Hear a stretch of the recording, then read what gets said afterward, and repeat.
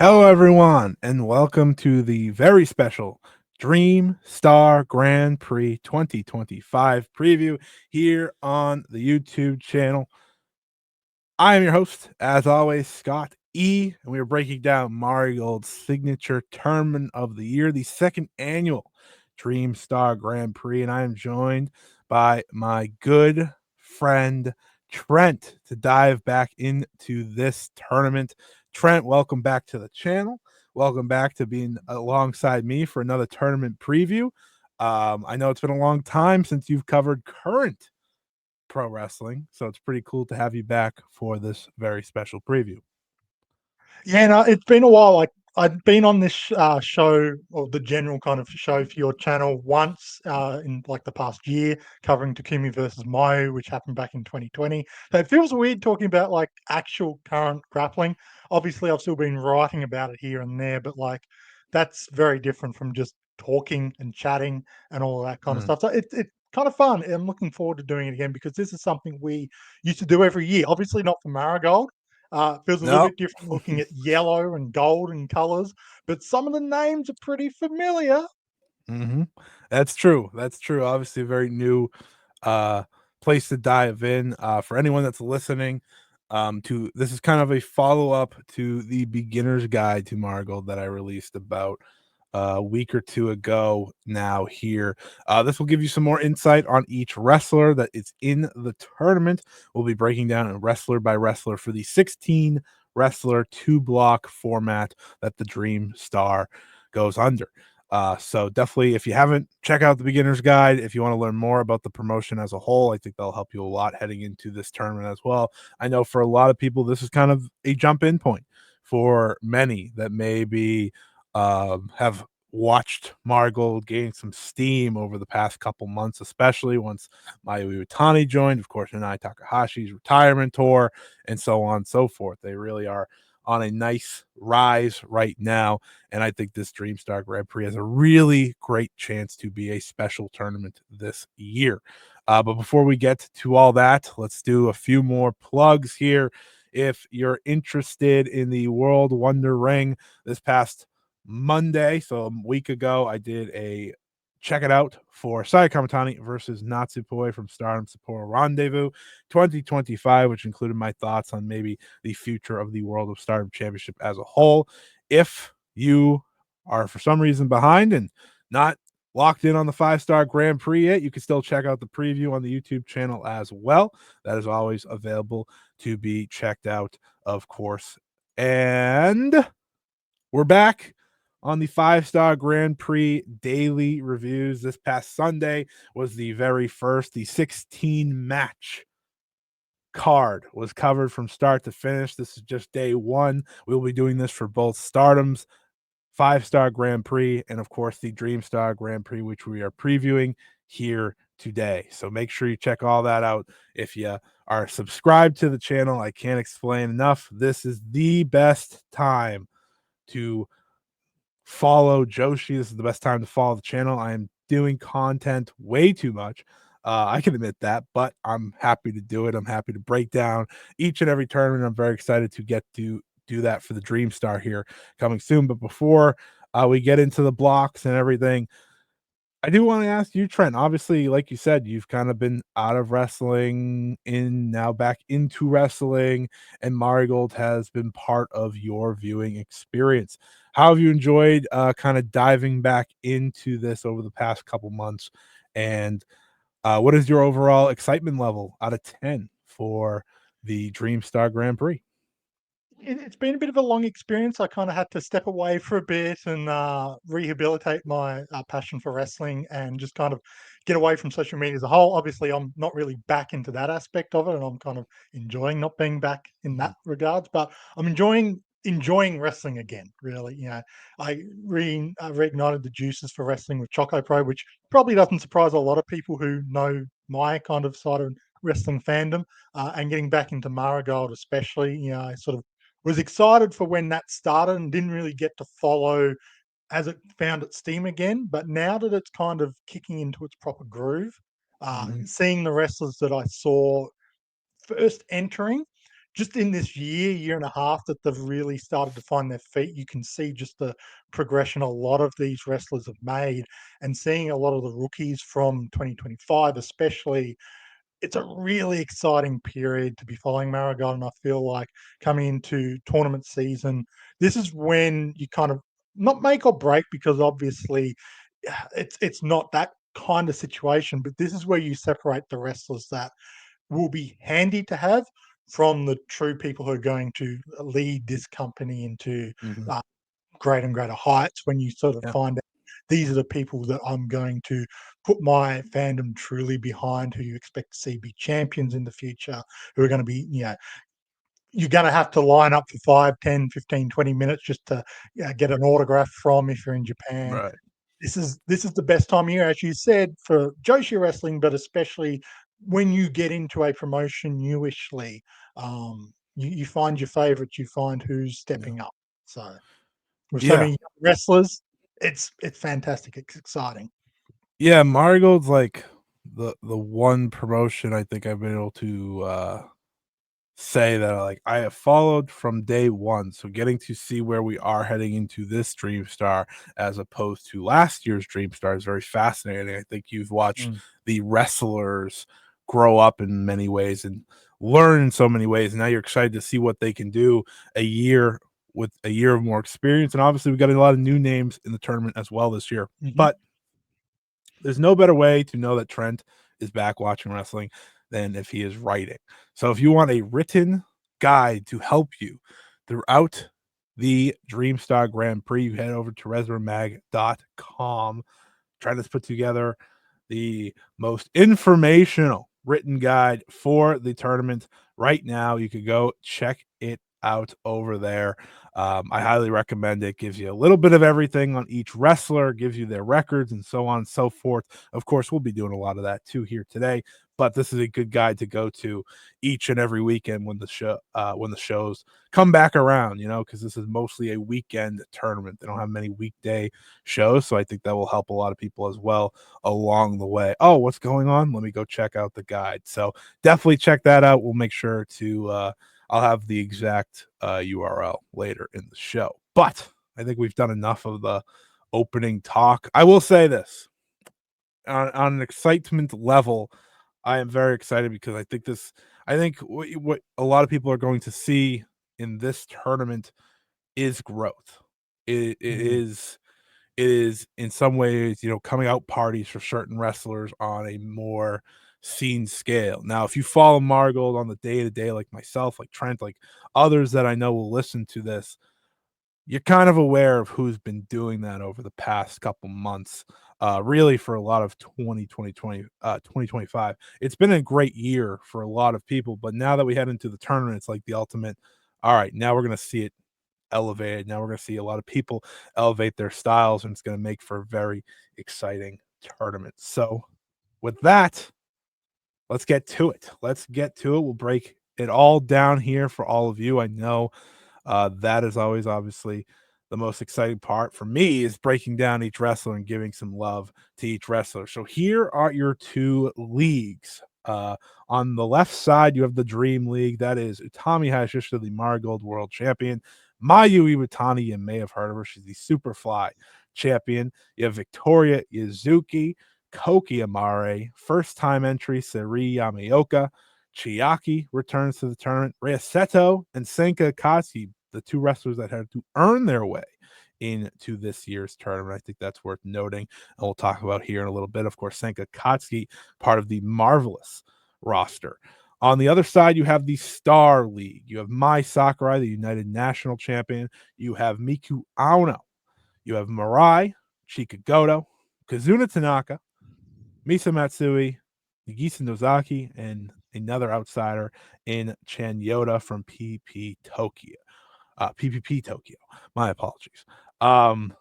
So Trent, I'll ask you just first initial thoughts, before we go into the wrestlers on the leagues themselves. How do you see these in terms of how they were made up? Because I think there's obviously like kind of themes to each of them. But I Mhm. wanted to see kind of how you felt about them now that we're here looking at them. It's fascinating how both leagues kind of represent similar concepts in vastly different ways. Because the Dream League, you've got basically young Marigold, barring one or two wrestlers. Obviously, Kazuna Tanaka's hanging out in the Star League, but for the most part, the core of young Marigold are thrust together basically in like a pit and said, let's see who is truly the best. And I'm including Senka in this because she's kind of an outsider, but I think she's so connected with so many of these young wrestlers, Absolutely. she kind of belongs there as well. Who is the best? Who's going to score the most points? But not just most points, but who is going to prove themselves the most exciting wrestler, the best wrestler, who's Mhm. going to get the crowd behind them? And let's just sprinkle a dash of the world champion and Mayu Iwatani, the GOAT, the best wrestler. That is such a fascinating experiment. And then in the Star League, it's not young Marigold, but you've got such a stacked midfield. You've got Yes. basically four wrestlers who are outside of the top three. You've got Maya Sakurai, Miku Aono, and Mirai, who really you would expect to kind of be in the Mayu Iwatani positions. But then you've got four: Chika Goto, Misa Matsui, Chan Yota, and Nagisa Nozaki.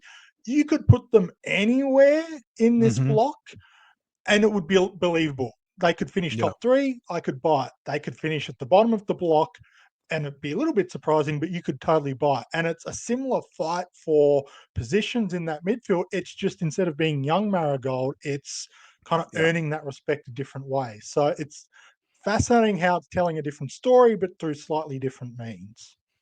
Yeah, absolutely. I mean, I've been very outspoken on how exciting I find young Marigold and obviously what they bring to the table. To me, they're the most exciting thing for me as a viewer in wrestling outside of, the GOAT and the Sun God themselves, which are just very different conversations. But putting four of them, because like you said, I am counting Sanka in this conversation. Mm, All in one block makes for okay. These matches are all ones you got to check out because this is going to be, you know, there's not nights off in the Dream League. There's a lot of young talent here that want to prove themselves, and I think that's very important. And then you have the likes of a Koki and Chiaki, two people who I think are very much talked about in circles of okay, let's see what they have here. Like this is mm, for many people, they want to see these two step up. And I think they're in a great block to do that. They're going to have the chance to fight Utami and Mayu. Those two matches alone for each of those two wrestlers should tell you a lot. And I like both of them. We'll talk about both of them. And then in the Star League, that just feels like you're, solid as a rock type block. There's no weak points. It's just mm. up and down, like really solid. And you're going to see a lot of wrestlers, I think, put on some of their best performances they've had since joining this company. Honestly, like that's the excitement. I think you said it well. This block is full of. I don't know how we're going to find a final three in the Star League or bottom three because so many of these wrestlers feel like they should be up, and you can create stories through however Mm. that ends up breaking down. Right? I mean, again, I don't want to get into wrestler by wrestler case yet because I think that's kind of a lot of our conversation point today. But you look at Go Chica, and she's one of the most fascinating cases in this entire tournament from people that maybe aren't going to win, but their performances over the past year should maybe push them up to bigger and better places. But yeah, I couldn't be more excited for the way they separated these two. Quite frankly, I think um, it makes for a very creative tournament. It makes for very in some ways unpredictable because Mm. you have the Dream League and you instantly look at the top two of like, okay, well this is it. But you have to remember how parts of these young Marigold members are pushed, right? Like Yeah. like you look at Siri Yamaoka, you look at Victoria Yuzuki, you're like, they're not just gonna lie down. Like these two are going to be in the conversation. We'll talk about that more and more and more. But it's as exciting as can be, really, for a tournament that's mostly all Marigold, which I think is a really important part of this, right? Sanka and Chanyota. Chanyota doesn't feel like an outsider. She's on most of the shows. And Sanka has obviously been really locked into this as part of the Great Margot versus Marvelous rivalry, which we'll talk about more when we get to certain wrestlers throughout this tournament. But I'm very excited. I think these two leagues are great. And it's only right, I think, that we start with the Dream League to break us down here. We'll give you, and for those listening, we'll give you some matches to look out for as well at the end. The 3 we're most looking forward to overall. But we'll also kind of give you maybe some matches to look out for the competitors themselves. I think that can be very different for them, and give you dates and stuff. And we'll look at the final night. We'll look at all those good things because this is a full breakdown of what I think will be a really, really special tournament. So let's start with the Dream League here. As we said, Utami Hayashishita, Mayu Iwatani, Victoria Yuzuki, Koki Amari, Sari Yamaoka, Chiaki, Ria Seto, and Marvelous' Senka Akatsuki. Here are all your dates and your matchups. All of these images, for the most part, come from Marigold, so credit to the promotion for that. I did not make any of them, so I'm not taking any credit for that, but very helpful, make my life easier. So let's start off with none other than Marvelous' own Senka Akatsuki. Obviously, many people are very excited for Senka's inclusion into this tournament. She has been making waves within Marigold, within Marvelous, and even in the US when she took on Aja Kong over WrestleMania week. She is, as someone said on one of the videos that I had done, in many ways the original super rookie of this recent super rookie push, right? We have a lot of super rookies all of a sudden in Joshi, which is really, really cool. And Senka has been really that since day one for Marvel. She brings an old school feel with her style. She obviously shows her love for the Marvelous style. She goes in the Nagayo style and so much of that. If you've been watching Senka Akatsuki, especially in a Marigold ring, you have seen her have some of her greatest moments already in her first year. She has yet to reach 1 year as a wrestler. I think that's very important. She doesn't reach that till this tournament is just about over, if I'm not mistaken. I think it's like right around that time that she debuted against Saori a year ago. So it's pretty awesome that she is in this tournament. Obviously, she was one of the 2 to earn her way in, winning one of the gauntlets, which was obviously a very big deal as well. She had entered herself into that gauntlet, and she obviously took the shot and earned her way in. I'm very excited for Senka. I don't think I need to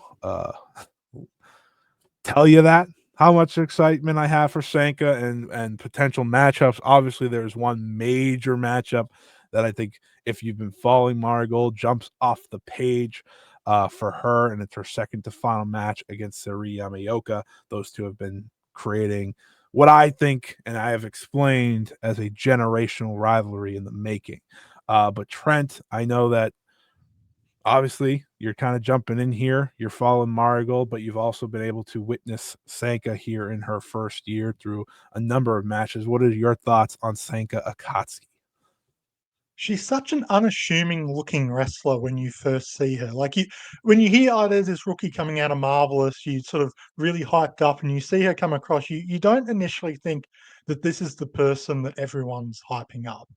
But from the moment the bell rings, the way she approaches wrestling is such a throwback, and it's so refreshing in an era of trying to be a little bit flashy, trying to do the fancier kind of moves, and I guess even like striking kind of wrestling that's kind of more in vogue these days.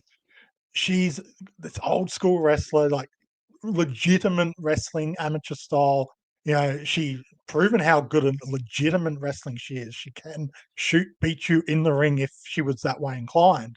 But yeah, she knows her role in the wrestling thing. She doesn't try and do stuff that she isn't capable of. But what she can do, she's already so proficient and fluent at.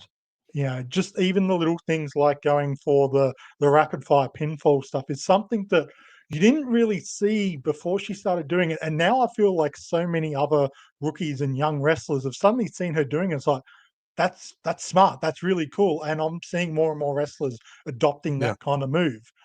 For someone in her first year to already be influencing that style speaks to how refreshing a wrestler she is. You know, Even ignoring like the press conference gimmick and antics that she of has, course. what she brings to Marigold whenever she pops up, and even what she brings to Marvelous when she wrestles, in her home promotion. This is the kind of stuff that you want to see. And Yeah. the beautiful thing with Japan right now in its rookie department is there is something in the water. because there are so many rookies who have just come on the scene, and whether they're bringing something different to the stage or they're just bringing something special to the stage. You can pick one of about 5 or 6 to 8 rookies where it's like, I want to get behind this person. And if you said that's the best rookie on the scene, it'd be hard pressed to really argue against them. And it's not Yep. just one promotion doing it. There's a few different ones doing it. And if you said to me, Senka Katsu is the best rookie in Japan right now, I can't really argue with you. I wouldn't be my number one pick, but I'm not going to say you're wrong Mhm. because look at what she's doing. Her first match was against Sari. You don't just throw someone to the wolves like that. You get an American match against Aja Kong. You don't just throw someone to the wolves like that. You get a rookie spot in a Marigold tournament, a Rossi Ogawa book from tournament as an outsider, and people are expecting you to have a good run. That says a lot about how good you are. Like, Rossi's booking her like a super rookie that he has ownership of. That Right. says an awful lot about how special she is. Yeah, I mean, it's really fascinating because obviously, like the marvelous style of booking a super rookie is not the same as how a Marigold's going to book that, right? Um, Mm, She loses a good amount in the Marvelous ring, yeah. right? That is what she has a couple wins. She's been starting to pile them up now. Um, but the way they introduced her into this feud, obviously, as part of Marvelous, being the kind of crazy rookie that's ready to fight at all times. And now she has developed a real following for someone who, again, is a rookie, right? Like Mm,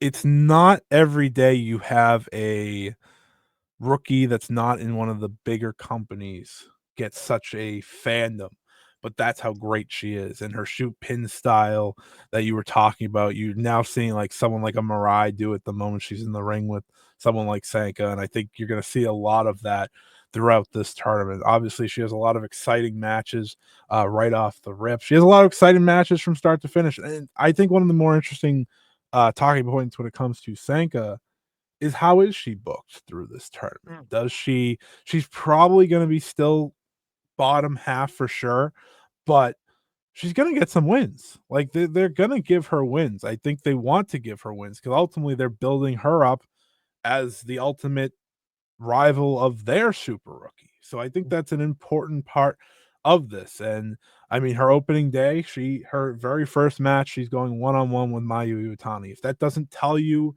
everything you need to know, I don't know what does. She'll also take on Koki Mari that same day. So that's a very fascinating 1-2 punch for her out the gates. mm, Obviously, you look at the September 2nd date in Shinjuku Face. That's when her and Sari Yamaoka finally go one on one. That is obviously the big circle on her lineup as well. But even her versus Utami is a very exciting match, right? She's now taking on the world champion. That is someone who, with Takumi in her corner, I'm wondering if we get Takumi here a few times throughout the tournament, maybe to be her corner woman. I think that'll be a fun aspect as well. But yeah, I'm super psyched for Sanka. Um, Obviously, the who's the best rookie conversation is one that I don't think there's a perfect answer to, and I think that's why it's such a fun conversation to have. A lot of people pick Sanka, and I'm like you said, I'm not going to argue with you. She's incredible. The fact that we mm. have so many to choose from right now is truly incredible. And her old school style, that is, she is now kind of making new school all of a sudden, is a refreshing part of what we're witnessing right now in the scene and in this feud. So I'm excited to see what she does. I think she probably gets like 2 wins or so. I think that's kind of what I'm marking her for. I think she beats Chiaki on the final night, and I kind of have a tough time. Like that's the Yamaoka match. I don't- I don't know. I don't know. I had thought for so long in my head that would be the final night, and then it wasn't, and I was like, interesting. Now it kind of comes down to like, okay, if that's not the final night, maybe it goes to a draw. Maybe we keep telling that story type thing. But I could see her beat a Seto or get a shock win over, even a Koki on the first day. Like, that's the beauty Mm. of the shoot pin, right? Is like she will just keep going and going and going and shock you at one point. So I think she, in some ways, might play a spoiler for this block, which I think will be really cool. Her style is perfect for not getting a lot of wins, but ruining someone's block. She doesn't have to beat a lot of people, but that shoot style pin Right. is almost the equivalent of having a signature flash pin. In the Yeah. nature of if you lose to it, it's not an embarrassing loss. You're not Right. getting beat by a dominant finisher move from a lower tier wrestler. It's just, yeah, you got done in, especially in a tournament style where part of the nature is it's a grueling schedule. So losing a grueling schedule to a move that is ultimately a grueling wear you down pinfall style, yeah, it's going to happen. The question is, who is the wrestler that's going to fall to it? Is it going to be a bigger name where maybe you look back and go, yeah, that was a match that they probably should have won, but they lost there, and that's the reason they're out of finals contention. Right. It wouldn't surprise me if she has at least one draw as well, maybe two wins and a draw. With so Mhm. many young Marigold wrestlers, I can see there being a draw or two trading in with a win Yeah. and a loss to keep everything relatively even amongst them. Absolutely. Absolutely. And we'll see how that plays out. We'll talk about more about Sanka throughout this preview. But the next wrestler in the Just Dream quickly League. with her, Oh, just to yes. give you an idea, her 2025 singles record is 2 wins, 3 losses, and 2 draws. That's not that bad for a rookie. Yeah. That's not that bad. Yep. That's pretty good. So, and obviously, I think a lot of people remember her very notable win over Ihozan earlier this year in Marvelous that kind of got some reaction. That was a shoot style match. She shockingly won and beat, someone who's a senior to her. So that's kind of what we're talking about here. She can beat anyone. That's the beauty of Sanka's inclusion in this. She can beat anyone. She'll lose to a good amount, but she can beat anyone. I think that'll be a lot of fun. Our next Dream League wrestler is none other than the Black Diamond herself, the newest member of Darkness Revolution, Rhea Seto. Rhea Seto has opened a lot of eyes this year. She's like the first person we could talk about here, especially in the Marigold ring, that has kind of made people be like, oh, okay, here we go. She has found her style, very technical based. She will destroy your arm, she will destroy your leg along the way, and obviously she is going to want to specifically take out one person in this tournament, which will be a lot of fun. But Rhea Seto, of course, formerly of Sendai Girls, made the jump over last year, debuted in Marigold at Summer Destiny 2024, and now has become a part of the lone faction in Marigold. It'll be fun to see her now take on the heel role in this block, and I think really set herself apart from the rest of the young Marigold crew. That's what's kind of been the path she's been going down. She's kind of been a little Mm. bit different than all of them in her own way, and the more she gets an understanding of who she is as a wrestler, the more exciting she gets as a wrestler. I think Rhea Seto is someone, like I said, that's opened a lot of eyes and is going to open some eyes when they check out this tournament, check out what she can do with the likes of a Mayu, a Victoria Yuzuki, which is obviously the big match, even a Suri Yamioka. That's an exciting matchup for those two, and that comes on the final night at Cork Hall. Massive warning signs that being booked on the final night as well. That if I was Sarah Yamaoka, I'd be sort of thinking, oh crap, the fact that that's booked when it is. Yeah, I think that she's going to surprise a lot of people because she kind of, if you're coming into Marigold for the first time, if she's kind of flown under your radar, it's kind of understandable. But that's kind of the point as to why she's kind of gone on this little bit of a pissed off rampage, why she's doing Mm-hmm. in Darkness Revolution with so many young Marigold wrestlers stepping up, shining, showcasing. She's felt a little bit left behind, and it's a little bit unjustified as well because she is a very talented young individual. She brings a different style to a lot of the others. There's no reason why she shouldn't be talked about with Victoria Yuzuki, with Senka Katsi, with Kazuna Tanaka, with Saya Yamaoka, but it does feel like she's kind of been left behind in that respect. And joining Darkest Revolution, getting some backup, getting some people to look out for her, give her a little bit of a different change of pace without compromising a lot of what she's about either. It doesn't Mhm. feel like a big jump for her and what she needs to be. Giving her a Right. little bit of an aggressive sort of personality jump, and we've already seen that in some of the tag matches since she changed alignments. I think this is a good move for her. I think it might give her the adjustment she needs to help stand out a little bit more amongst them and keep pace. The Mhm. question is, like, what's she going to be doing amongst this block? Because I do think, as talented as she is technically, she will struggle a little bit to keep up with the pure. Because this block has a lot of heavy hitters, not just in theory, but just practicality. Like, Yeah. everyone hits harder than her, except for maybe Victoria Yuzuki, who has that a little bit of extra experience and just willing to throw her body at everything. Um, Probably going to struggle to get a lot of points on the board, but joining Darkness Revolution gives her a bit of an edge in other ways that wouldn't surprise me, gets her a win or two. Yeah, yeah. She'll also be, bottom of the block, of course, but I don't think that's to take away from her. I wouldn't be shocked if she finished ahead of her fellow Darkness Revolution member Chiaki. I think they see a bright future in her. That's why she got to join Darkness Revolution and kind of, uh, again, set herself up to be a little bit different from the others. Like you're saying, she didn't deserve to be overlooked because I think she's Yeah. very talented. Her match with Victoria Yuzuki for the Superfly Championship earlier this year was the first one everyone was like, "Hold on. She's making some serious strides." And she's just grown from that. And a lot of times you see heel turns happen and they have to completely change who they are. Rhea Seto dresses like a heel. She wrestles like a heel. Now she just kind of gets to be her. And her turn, if you watch it unfold, who's to blame her? Victoria Yuzuki was not very nice to her. She said, "All right, enough's enough."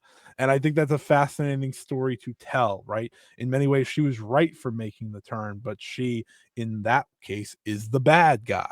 And I think that's going to be an interesting part of her story here moving forward as well. I'm excited for her tournament. I think her, getting the chance to take on those veterans like a Mayu Iwatani for the first time is very exciting. But of course, her young Marigold matchups, and even her and Sanka, that's going to be a very old fashioned matchup that I think is going to be really cool and maybe an under the radar match. Maybe not a lot of people are thinking about along the way. Well, that's going to basically determine who should have advanced into this tournament in the first place, Yeah. because there was only one spot originally available in the Dream Hmm. Star until a second spot opened up due to injuries. So, in many ways, it's like, I think there is going to be that sort of fight for who Yeah. should have been there, and I think especially for Rhea Seto, she feels like she should be there over Senka, because Senka just kind of rocked up. She's not a part of Marigold. She just kind of put her hand up and said, "I want to join." And Yep. I mean, you saw how important this tournament was for Raya. Like, one of the best promos I've seen in Marigold as a non-Japanese speaker, I should also Of preface, course. but just in terms of the emotion she was giving forward, like, that was powerful stuff. Now she's just got to put it out in the ring and show that, if we had to fight it out, I would have got this spot.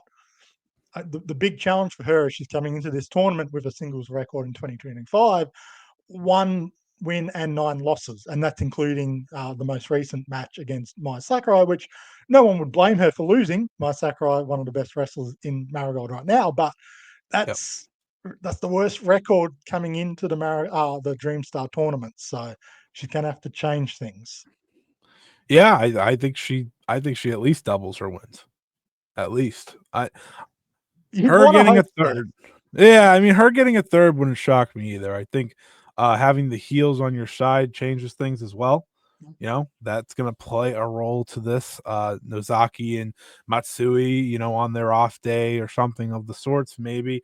Even Chiaki may help her along the way, in the early going, hey, let's try to get there together by the end, type thing. So I think that'll be a fascinating aspect to follow.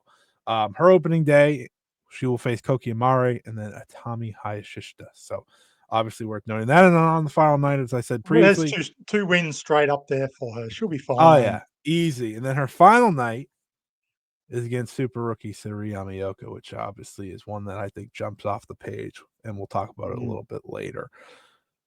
Next up, we have the other Darkness Revolution member, and that, of course, is Chiaki. Chiaki had a tough go in last year's tournament. She didn't get much wins. She struggled.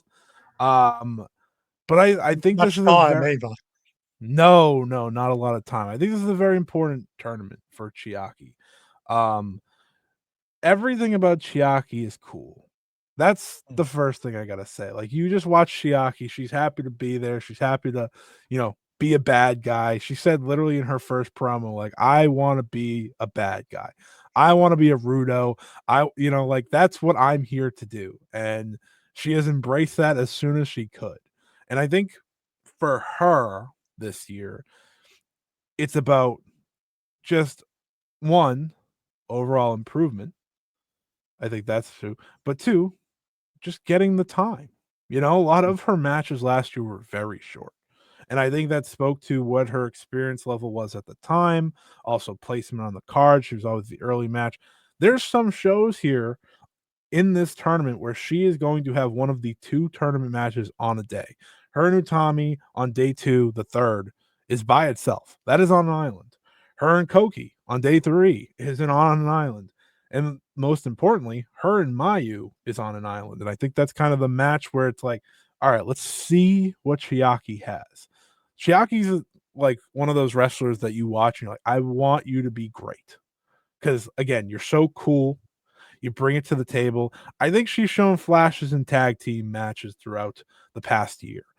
She is a former champion. Her and Nagisa Nozaki were twin star champions. So there is an accolade to her name. She's not just someone. She is someone that has accomplished something that other wrestlers that we're going to talk about through this tournament have not.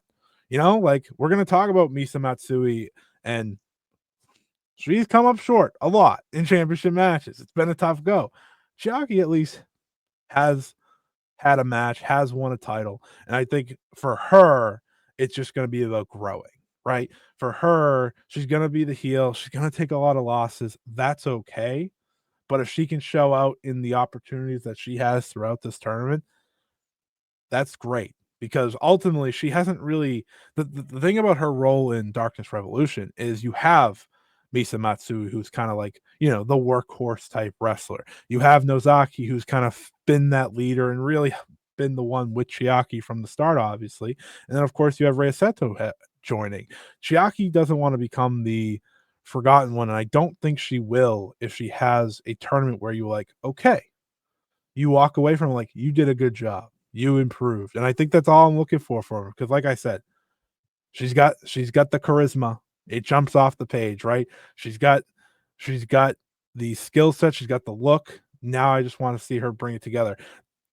Let's not forget that first night, Marigold Fields Forever against Mirai. A lot of people walked away being like, okay, Chiaki, like, there's something here. And I don't think that has disappeared. I don't. I think, when you go into a heel role, it's like, I can just go to the simple rules in the book, be a heel, and get along with it. I'd like her to really step up. There's a reason I feel like she's been paired with Mayu on a lot of house cards. This is maybe someone they want to see take a few steps forward. So that's what I'm hoping for from her in this tournament. She's almost a victim of being kind of ready-made out of the box from the Mm, AWG wrestlers who came into Marigold. From that first night, you kind of got like a really exciting taste, a wrestler who could go toe-to-toe in certain aspects with some of the Stardom crew, look already there, character and personality already there, charisma already there. And it was almost like, oh, sweet, we don't really need to invest a lot yeah, of time with her. And then they focused on some of the other wrestlers. And then with Darkness Revolution and the Dark Wolf Army and stuff like that, it was just kind of like, you're fine as you are. Do what you're doing and help support some of the other wrestlers as they're coming through. When right. Godzilla was doing her thing and joining them, Megaton coming in, Misa Matsui with the gimmick change, even Rhea Seto coming in. Like, she didn't need to do much but Yeah, support them. And as a result, it's almost like she hasn't really had a chance to develop and do much herself. Yeah, hmm, like again, you're looking at the Dream Star Grand Prix last year's all her matches. You can say she had an anonymous tournament, but like, what was her chances to do anything? But Right. she didn't get the time to showcase herself. It was very much a go in, have a couple of minute matches, hit your spots, do your little fun stuff, pop the crowd with your gimmick stuff. It was very much like given the house show stuff. Yeah. This year, it does feel like that's not going to be the case. As you said, a lot of these key matches, the Utami match, the Mayu match, stuff like that, it doesn't feel like it's just going to be given 3 minutes to just hit your Mhm. spots. It feels like it's going to be, still do that, but let's see what you can deliver. And if you can step up and do what you did against Mariah on day one and maybe even a bit more, then we can start pushing you forward and doing more and showcasing more. Because yeah, Chiaki in many ways feels like she should be someone who can step up and do a lot more. But for the past year and a half, it feels like she's just been in a holding pattern of cool gimmick, cool charisma, but a role player to almost the truest degree. Yeah. She's not a bad wrestler. She's not a weak performer. Fun fact, she's the only one in this entire tournament with a perfect record in 2025, a whole scary 2-0 in singles matches. But that kind of speaks to it. She's only had 2 singles matches all Yeah. year. Everything else is either like triple threats, fatal four ways, and tag matches. She's kind of done nothing since the Twin Stars run that she had, but support the rest of Darkness Revolution. And that's Mhm. fine for a bit. But with Marigold growing so fast and so many young wrestlers stepping up very quickly, if she keeps in the holding pattern she is, she's gonna just plummet down the card. And that's not a knock on her if she's not getting the opportunities, but she's Sure. gonna get forgotten very quickly.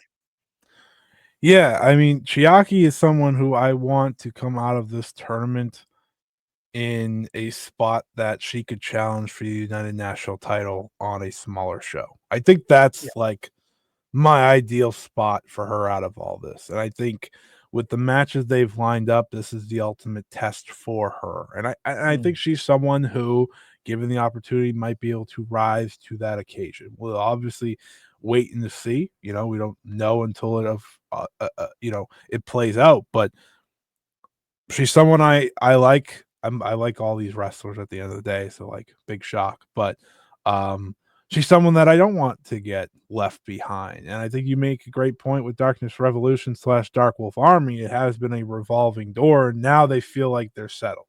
Like these Mm. four are this faction moving forward, and I think that's going to do a lot of good for her and the rest of them. And I'm excited to see what she does. I really am. I know a lot of people are probably like, it's Chiaki, like that's going to be your whatever match. But hey, that's kind of the beauty of this tournament. You're going to get to see her on one of the only tournament matches a few times throughout this tournament and be like, what can Chiaki bring to the table? And I think that's really cool.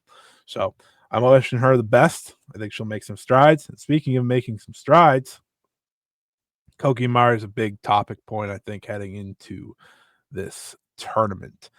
She is someone that I don't think it's really up for debate. If she just puts a little more together in the ring, she's going to be a superstar in this entire company. Like it there's a reason she was the first GHC women's champion. She's someone who is a star in the making. And before the injury, she had found those strides. It's like, okay, like a lot of this is going to make sense. You saw a lot of it last year. She was one of Miku Aono's challengers for the United National Championship. She won the GHC Women's title.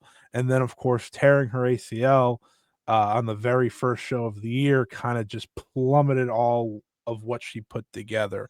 A lot of people's most memorable match from last year that didn't involve like a Sari or a big show was Koki versus Mirai. It's one that people still talk about of like that was when Koki found a different level of confidence.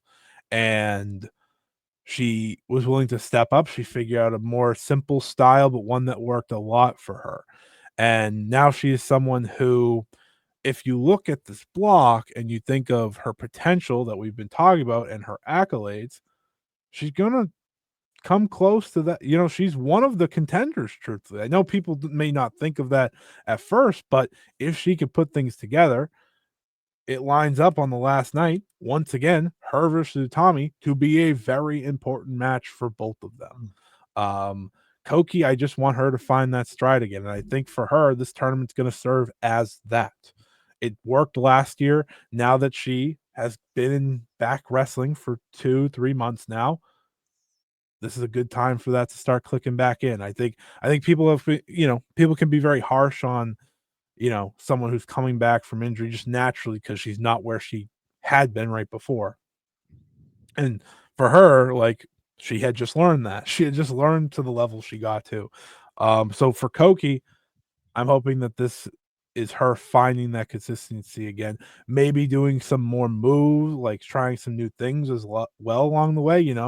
She kind of went to the big boot as her go-to in her matches, and while I think that was very smart, now it's time to expand in some different ways. And I think she has opponents in this tournament that can help her with that. There's some interesting matchups for her. Obviously, she'll face Mayu Iwatani for the first time. That'll be very important match. Her and Utami obviously have a great connection, and that'll be seen on the final night. Her opening night, for those interested, we've already said, I think both of her matches, but she faces Senka and Ria Seto. So she'll potentially get a nice 2-0 start. Those two are wrestlers that are kind of expected to be towards the bottom. So she could start off very strong. But for me, watching Koki, I just hope she makes those strides that we saw last year. I think she has all the capabilities to do that. And I think given the right matchup, given the right opponent, she can make the necessary strides that we're all hoping for. Yeah, obviously she had a little bit of ring rust coming back from her ACL injury, but I think that's perfectly understandable because an ACL injury, like she came back very quickly. I think it's Yeah. important to remember what was 5-6 months after that injury, which Yeah, that's a 5. quick recovery time. Like we've seen Not wrestlers even a take full a 5. year. Yeah, we've seen wrestlers take a year plus to come back from that kind of injury. To come back in half that time or over half that time is kind of crazy. And she was finding her groove a bit as a wrestler before that injury, but it still hadn't fully clicked yet. So for her to come back, to have to shake off the ring rust, kind of rediscover what was working for her in a very different Marigold, like in the space of 6 months, an awful lot had changed. Yeah. That's asking a lot. And she had to come back in, readjust, and then all of a sudden defend a championship against Takumi Roha, who was not going to give her any quarters as well. I thought she did a good job in that match, Yeah. especially. Like it's a challenging situation. Now I think she's had a couple of months to shake that ring rust off, to kind of remind herself, okay, this is what was working for me, this what wasn't. Hopefully, coming to this tournament, things can start to click again. Because it was in the Dream Star last year that I felt like the Kokimaro that needed to be discovered was starting to get discovered. And this is a good Mhm. block, as you said. Utami is a great opponent for her. They have fantastic chemistry as friends, and I think they'll have it as rivals. Mayu, it's a perfect kind of get everything out. But working with youngsters is going to, again, kind of like when we were talking with Chiaki, she's going to have to step up. She can't rest on her laurels. She will be one of the higher point scorers, I think, in this block. But if she wants to remain one of the up and coming, stars to be in Marigold, she'll have to prove it in the ring because if she gets shown up by Sarayana Oka, by Senka, by Victoria Yuzuki in the ring, it doesn't matter how much of a upside prospect you are, it's going to show itself in a tournament setting if week after week you are the disappointing wrestler in a match of two. Mhm. I think she can put it together. She's shown glimpses of it. There's definitely every reason to try and make it work with her. It's just a matter of keeping that faith, giving her the right opponents, giving her the time, and trusting in her. Uh, Yeah. yeah, we've talked about it behind the scenes, a little bit less of the power stuff until she can develop that strength. The strikes are what works for her. Keep going back to that. Big Boot's been a fantastic addition. Find some other stuff like that that works for her, and I think she'll have a good move base that she can Yeah. develop to give her character in the ring what she needs. I think also what's going good for Koki now as opposed to last year, the pressure is a bit off from, Yes. this time last year, this roster was like, you kind of need to be here right now. Like, we Mm, need you here. Now it's like, okay, you can work on yourself. We don't need you to be like the next main eventer. You can Yep. figure things out. And I think people are going to be a little hard on her tournament to begin with because her last two Mm. matches are the Mayu and Utami matches. So those are kind of the big showing points, but it just takes a few good showings, and especially at the end, to build confidence off of those heading into, a time of the year where she started to really find it. I remember her performance in the Twin Star tag match last year where she teamed with Utami, and she did an incredible job. It was probably her best career performance that I've seen from her. So there's hope. Like I can't stress that enough. Like there's the pressure's off. You just got to go out there and be you and figure yourself out along the way. I think that's kind of again the fun part for some of these wrestlers is the pressure's off for some of them, especially a Koki. So it's going to do a lot of good. Now, do you have a record? I know she hasn't had many matches, Yeah, so but she she has does a have singles singles matches. record of 3 wins and 1 loss, and that 1 loss is to Yes, Takumi, so, like, that's a pretty yes. good record, all things considered. And I'll say this, I thought the Takumi match was actually really good for her, like, one of her Mm, better performances. It was a match I watched, I said, "Okay," like, see, like, there is yeah, that ability here, and it was very fascinating for her because she had to play the underdog, and I thought that fit better to her skill set, actually. Obviously, like, it's hard for her to do that because she's a taller wrestler, so, like, just naturally, you don't expect her in that role, but it works for Go Chica, why can't it work for Koki Amare, right? yeah. I think that's something that will play to her strengths, especially, again, in those final 2 matches, especially. She's someone who I think could be a bit like Amina Shirakawa, who you get glimpses of real potential for a couple of years, and then it just clicks, and it's like, okay, there we go. That's what we were seeing for a couple of years, and now you're getting it consistently. It's just a matter of having that patience because we get spoiled with some of these younger rookies who it Yeah, just seems they come out of the box and they're years ahead of what they should be. Not every wrestler can do that, and it's unfair to assume that everyone can just turn it on like that. yeah, And Koki's young enough that like you can give her a couple of years to start piecing it all together, and once it's connected, she's still going to have plenty of time, a nice long career to start really capitalizing on those gains. yeah. I think the Mina shot's a great one. That's a really good one for, what her potential might be, overall, and how it may take some time, but once she gets there, she can get there. Her most notable match will be that main event match, likely main event match, I should say, Shinjuku face against Mayu Iwatani. And then she takes on Utami on the final day at Korakuen. But let's get into the final four here in the block, and it all starts with the super rookie herself, Sari Amioka, who enters her very first Dream Star Grand Prix. You want to talk about someone that faced plenty of pressure from day one. First off, she was the first super rookie of Marigold. Like that was just what she was titled, and we saw for weeks and weeks and weeks and months really of the build up to her debut. And it was like, okay, she has a big time background as an amateur wrestler. She got this big signing moment that they presented and all these different things. She's gonna face Mirai. She had a live like sparring session that they talked about. All these different things. So much pressure from the get go.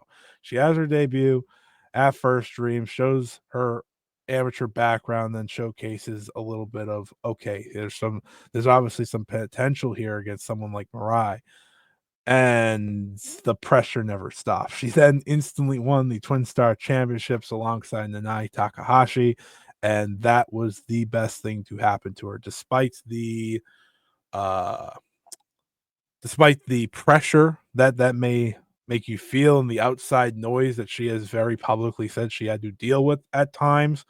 She kept pushing forward alongside Nanai. She became Nanai's heir apparent. You see it on, if you're watching on YouTube and not waiting for this to be on the podcast, it says passion on her gear now. Like this is someone who is fully embraced. It says passion monster on the bands on her arm. She went from this amateur like technical, oh maybe she'll be like Chihiro Hashimoto, to like, oh no, she's just a mix of all these different things. And now she just kind of has found it. She has absolutely found it. And obviously, if you've been listening to me for the past 7 months now, soon to be 8, I have saying nothing but the praises for Suriya Mioka. I don't think there is a wrestler that's debuted over the past 2 years that has the ceiling that Suriya Mioka has. She is just a very, very special talent. She is someone who has the athleticism, the explosiveness, and the teaching tree to be great. Like she learned the Aoki clutch from Shinya Aoki. She learned everything humanly possible from Nanai Takahashi. She learned obviously naturally from Fuka, who is one of the coaches. Now she's going to learn from Shuji Kondo, who's now the new head coach for Marigold. And oh, by the way, there's the Mayus and the Utamis and the Mirais and all these other great wrestlers that are here. This is one of the most exciting tournament lineups for any person in this tournament. You just look at what she's done so far already in her, again, 7-month career, what she's shown in her singles matches along the way, right? She has that first one with Mariah. It's very ground based, but they do the draw thing and then she's pinned. She has the match with Takumi Iroha, which I think opened a lot of eyes of like, oh my, that's the match I saw something flip for her. Like everything just seemed to click instantly. It's like she knew Nanai was retired. It's like, all right, I got this. And it's just been kind of like pure consistency from there, just growing and growing and growing. I will continuously hype Suriya Mioka. That is the rookie I see as the top rookie right now in wrestling. And her feud with Sanka Katsuki speaks for itself. That has kind of been like that's one of the most anticipated things of this entire tournament, and the fact that you know Marigold has pushed her the way she is, I expect her to have a very, very strong tournament as well.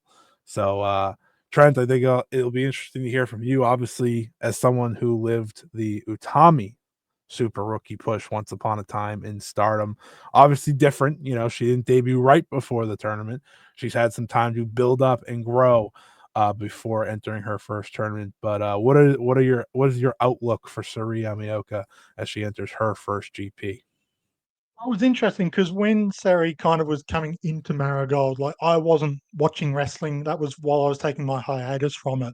And we were still talking. You were letting me know what was Yeah, going on in the wrestling world. And you were telling me about how Marigold had this super rookie coming through, this 18-year-old kind of prodigy, and that they were actively announcing her as a super rookie. And I know in my heart I was kind of thinking, oh, be careful. Like, because I just remember, like, for as good as Utami was, announcing her as a super rookie off the bat and the way they handled her did put a lot of people off with Utami because it kind of felt like it was, kind of as good as she was, it was kind of ramming people down her. It was ramming Utami down people's throats and kind of putting her over established people. Not that you have to earn your spot necessarily, but it did feel a bit too much too fast at times.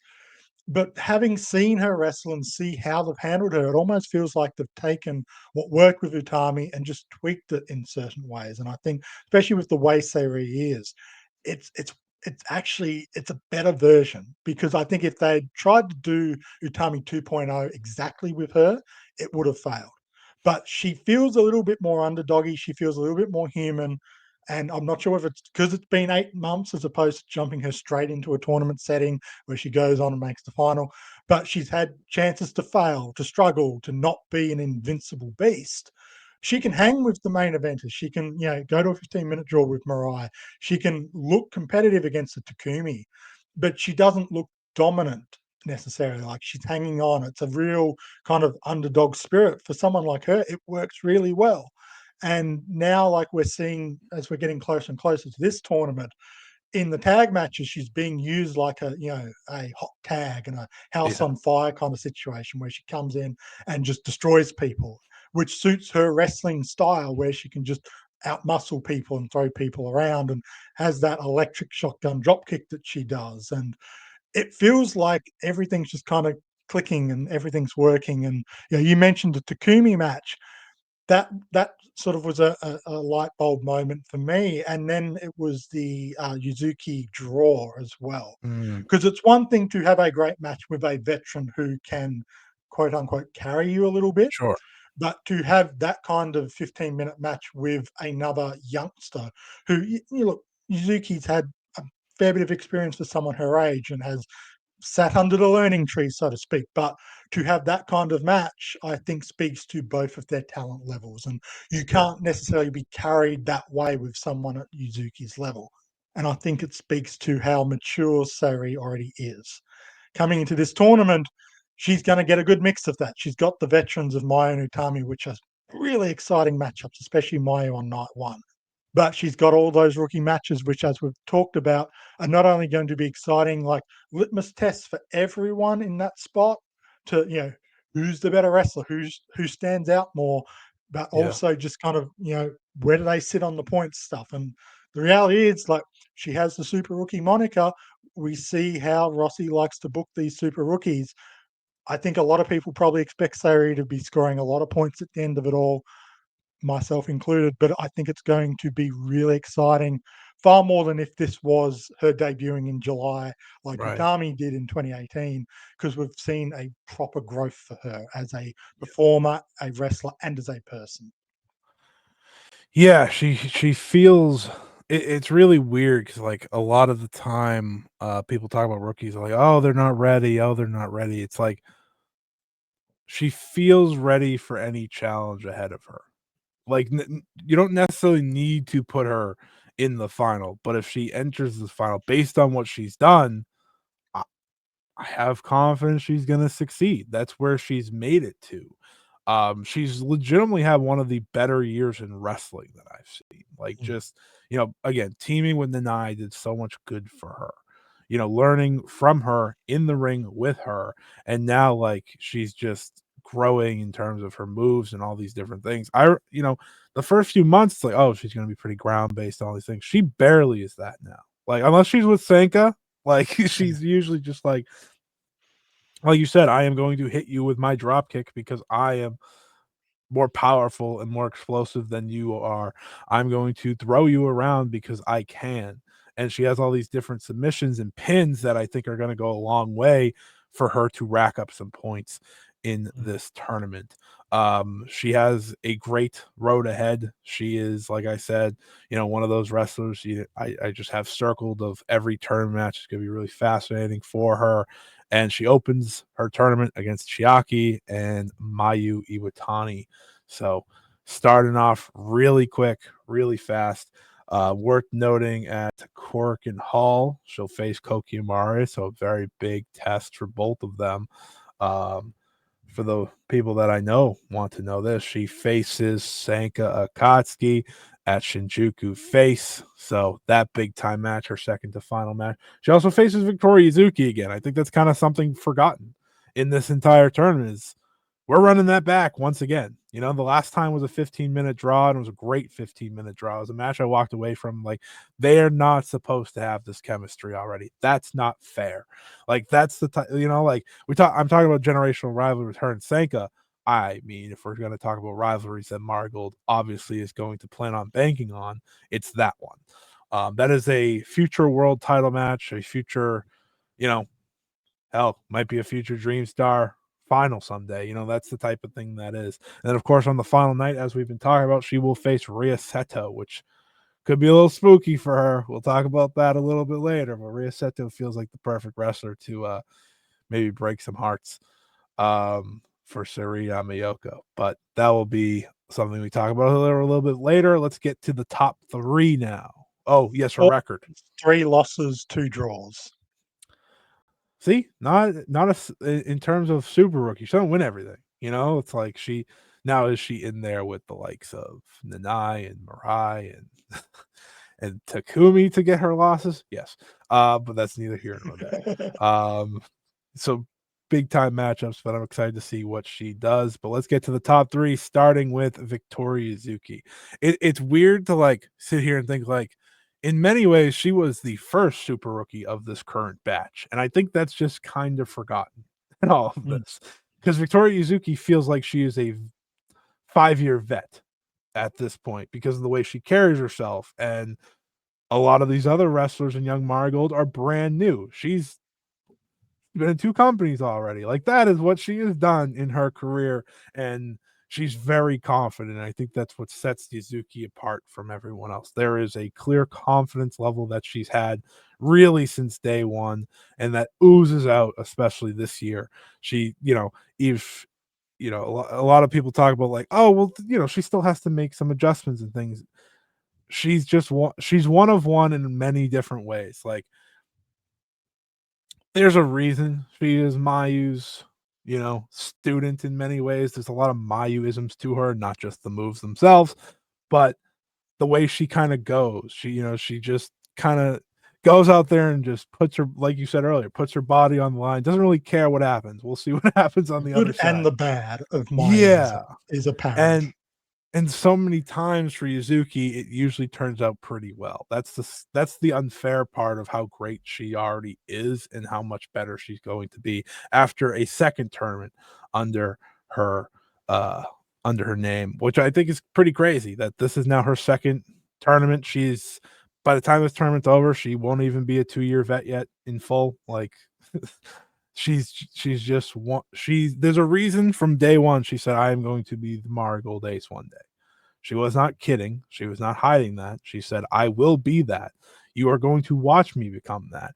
And I think in some ways we should probably give her some more respect when it comes to like, oh, they'll put a super rookie in the final. Well, why the hell wouldn't they put a Victoria Yuzuki type in the final, right? Like, that's why I consider her the big three with Mayu and Utami, because it's like, I mean, we would be silly to count her out. She already has a Superfly championship to her name.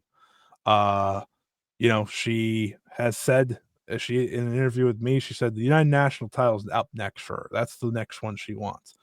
Hey, you win the Dream Star Grand Prix, pick whatever you want, as far as I'm concerned. But I'm very excited to see what she can do here in this tournament. Obviously, it helps that she is going to wrestle Mayu in a rematch from the Superfly match. She's going to wrestle Utami, which obviously their relationship in many ways is a mentor student relationship, one that was filled in when Mayu was not in Marigold, which I think is obviously very cool for her. In many ways, this block sometimes feels made for her.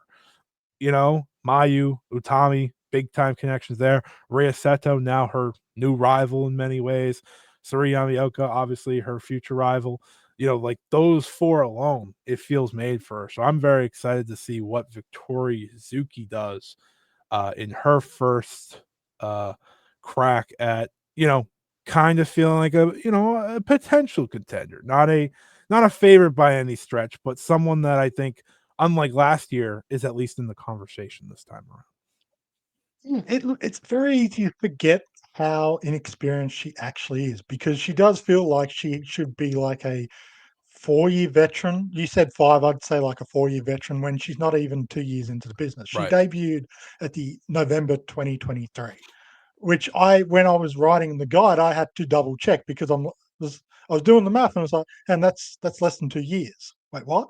It feels like a long 2 years when you factor everything that she's been through with what happened with Stardom and Marigold and all of that. But like for all of the things that she tries and experiments with, like it shows how little fear she has as a performer. Now that could be a dangerous thing.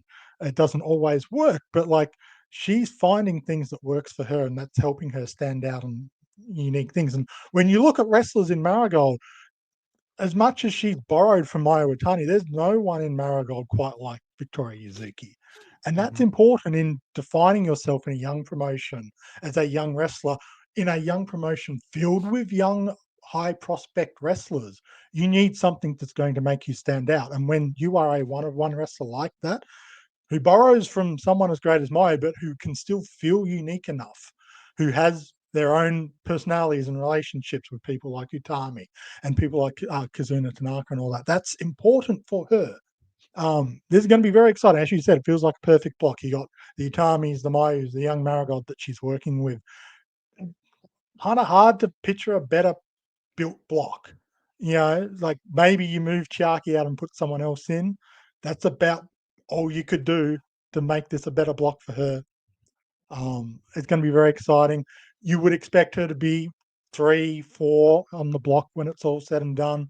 Um, the only downside is, yeah, she can't get a United National Championship match out of this unless she wins the whole thing. But if by this time next year she's entering the tournament as the white belt champion, would you be surprised? Especially if this is a good tournament for her? I wouldn't be. Not even a little. I think the more you think about it, the more that makes sense in many ways. You know, her rising to that level. You know, again, wrestlers do interviews to tell you this is truly what I want to do next, and I don't think they hide that. And I think that's very fascinating for her. For Victoria Yuzuki, it's another year of growth, another year of improvement. She is someone who continuously adds to her arsenal as well. She's going to use this tournament to see what works and what doesn't. That's what she does every single time out there in a new match. She just added a new move, victory shooting, which is like this weird corkscrew thing, just because she can. And I had to like rewind this, that a couple of times to work out what it was. It yeah, looked like a glitch in a video game. yeah, it was like that and the slam she did it right before. I was like, those are both brand new moves that you've just decided, oh, I'm going to debut these right before the tournament. So you're welcome. So it'll be interesting to see how those go. But I'm very excited for her tournament. And you want to hit us with that record? Obviously, she was a champion this year, so should be pretty Yeah, good. it's a pretty good record. 7 wins, 4 losses, 1 draw. Obviously, the 1 draw was to Sari Yamaoka, one of the losses to Mayu Iwatani. So, I mean, all things considered, pretty good record. And the champions obviously have racked up quite a few wins, as you'll notice as we go on. But yeah, these are the kind of top tier numbers that you can expect as we're moving to the top end of the block. Now we continue on the Dream League to the woman that retired from the 5-star Grand Prix a year ago and has walked in to the Dream Star Grand Prix. And that, of course, is Mayu Iwatani, last year's 5-star Grand Prix MVP. She is now entering the Marigold tournament for the first time in her career, of course, as the Superfly champion. I mean, this is a lot of the reason people will be checking out this tournament. Mayu Iwatani has obviously joined Marigold. She said, I'm going to be your savior. I'm going to be your ace. I'm going to be everything. And she has lived by those words since the moment she joined. This company has taken off since the icon made her statement and joined this company. They've taken off to new levels, and she seems happier than ever to be in this promotion. And you look at this block, and you want to talk about blocks made for someone. This is a block made for Mayu to get a lay of the land in many ways in this promotion, right? You look at the other side. She's faced Mai Sakurai before. She's faced Mirai before. Misa Matsui became her favorite wrestler of all time after facing her for the Superfly Championship, right? This block, however, obviously there's Utami. Obviously, there's a big history there between those two.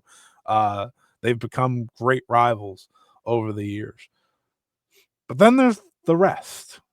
Yes, Victoria Zuki and her have a history, but it's still a very new history. A history, mind you, that will be decided on the final night of this tournament, a la Mayu Iwatani versus Starlight Kid once upon a time. I said before this tournament ever started, I said it to you and I said it to others.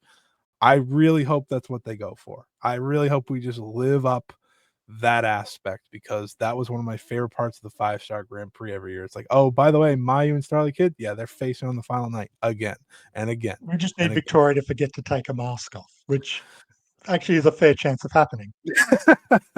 Yeah, that's a Mayuism. But they face off the final night, and then from there, it's a lot of new. Sanka Koski, Ryoseto, Chiaki, Koki Amare, Sari Yamioka, all new opponents for Mayu Iwatani. Everything she's done since the moment she's walked in has felt with purpose, has felt with intent, and now she enters the tournament doing just that. She also had a match with Chikagoto along the way, by the way. That's not a tournament match, but it is Chikagoto's homecoming match, so it's like a little bonus, which is pretty cool. Which is funny because like that's the one wrestler on the other side that feels like she should want to face, brand new. Um, but obviously Mayu's tournament is a highly hyped one, a highly exciting one. It's a very, very, very, very capable a lay of the land of her to win another tournament MVP, as she often is in the conversation of each and every year. But this is going to be very different for her too. You know, she's facing a lot of young wrestlers. There's a very good chance she loses maybe one match. Maybe she loses to Utami, maybe, and then maybe a draw here or there. You know, maybe she'll get one draw, one loss, but otherwise, it feels like her block on paper. We'll see if it ultimately is hers in the end. Obviously, she has many things she wants to do with that Superfly Championship. She's defending against Rie Yamanaka right before the tournament, and then of course she has her eyes set on Mio Momono as well. If you are a Mayu Iwatani fan, if you are a Marigold fan, if you are a Joshi fan, this tournament, this entry is as exciting as it gets, because this is why she's here, to elevate everyone along the way and the promotion itself through her very own work.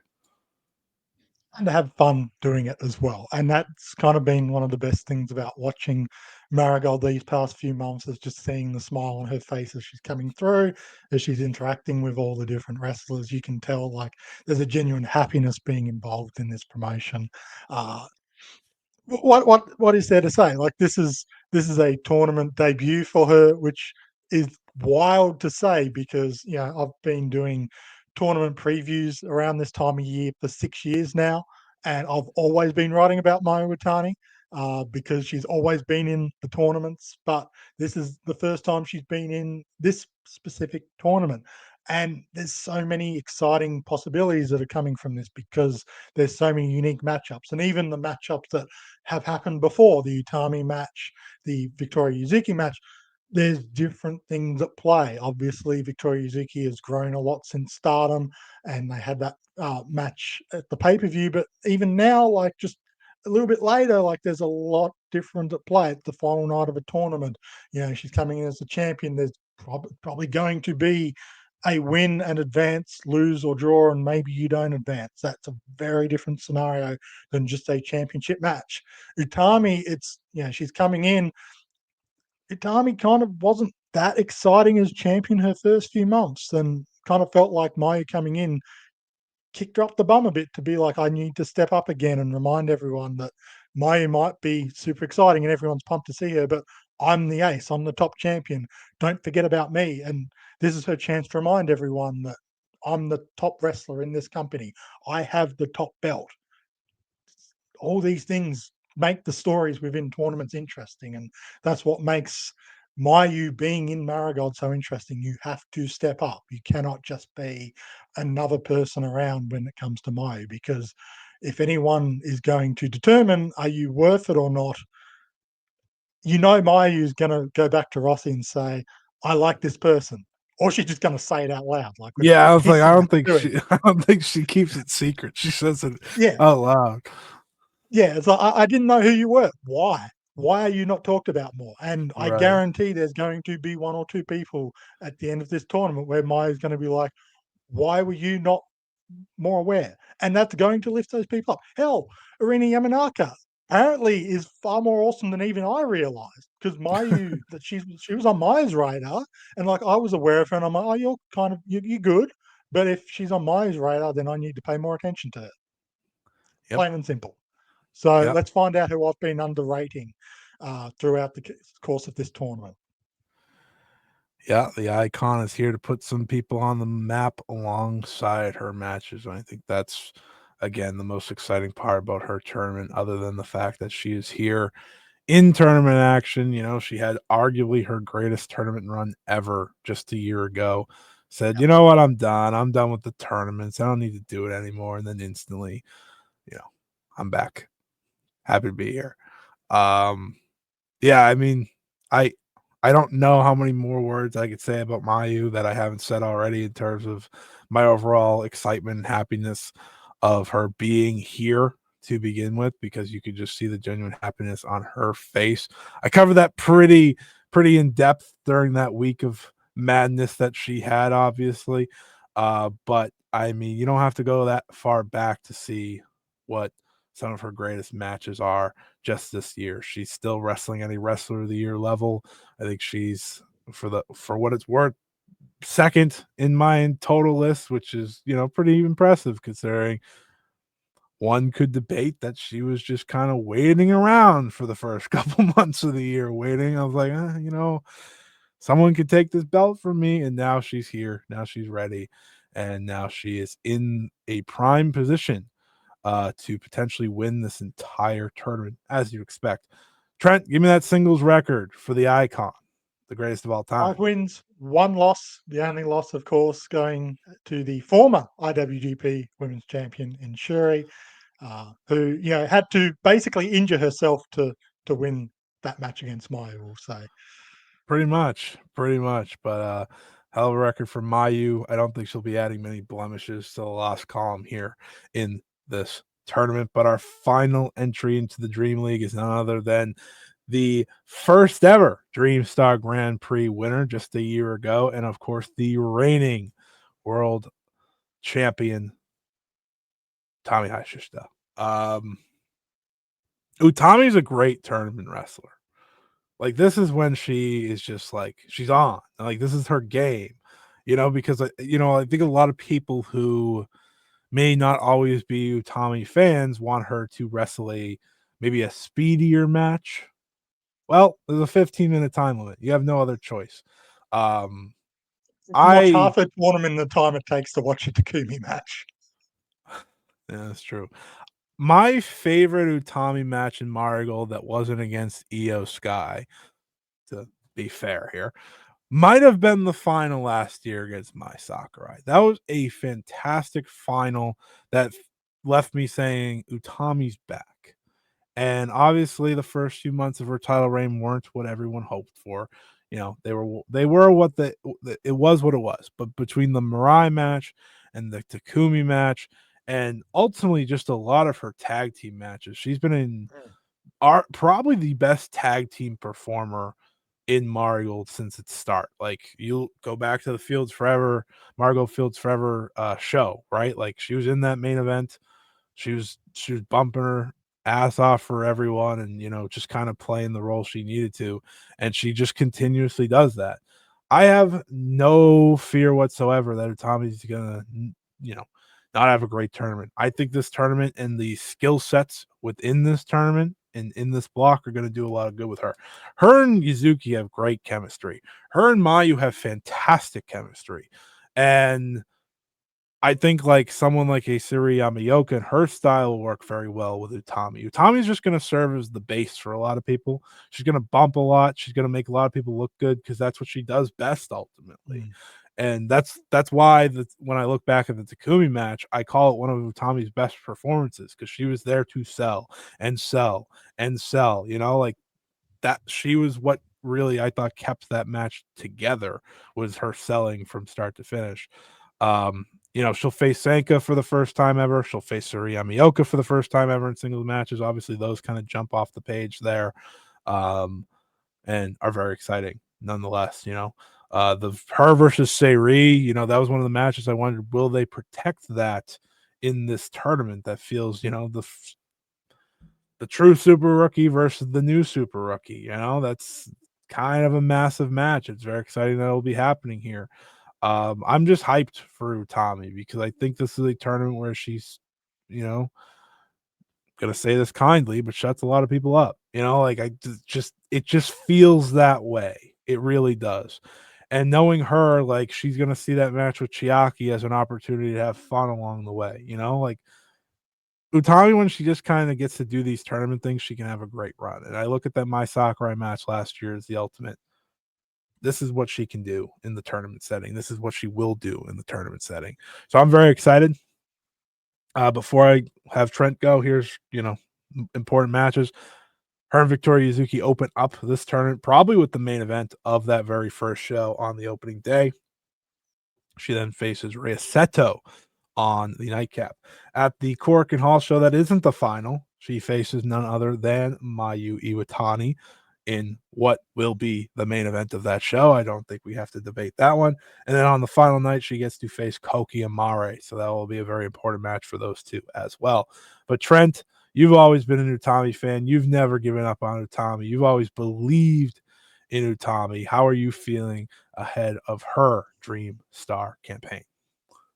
She's been ramping up all year, yeah, and I've mentioned the slow start that she had as champion.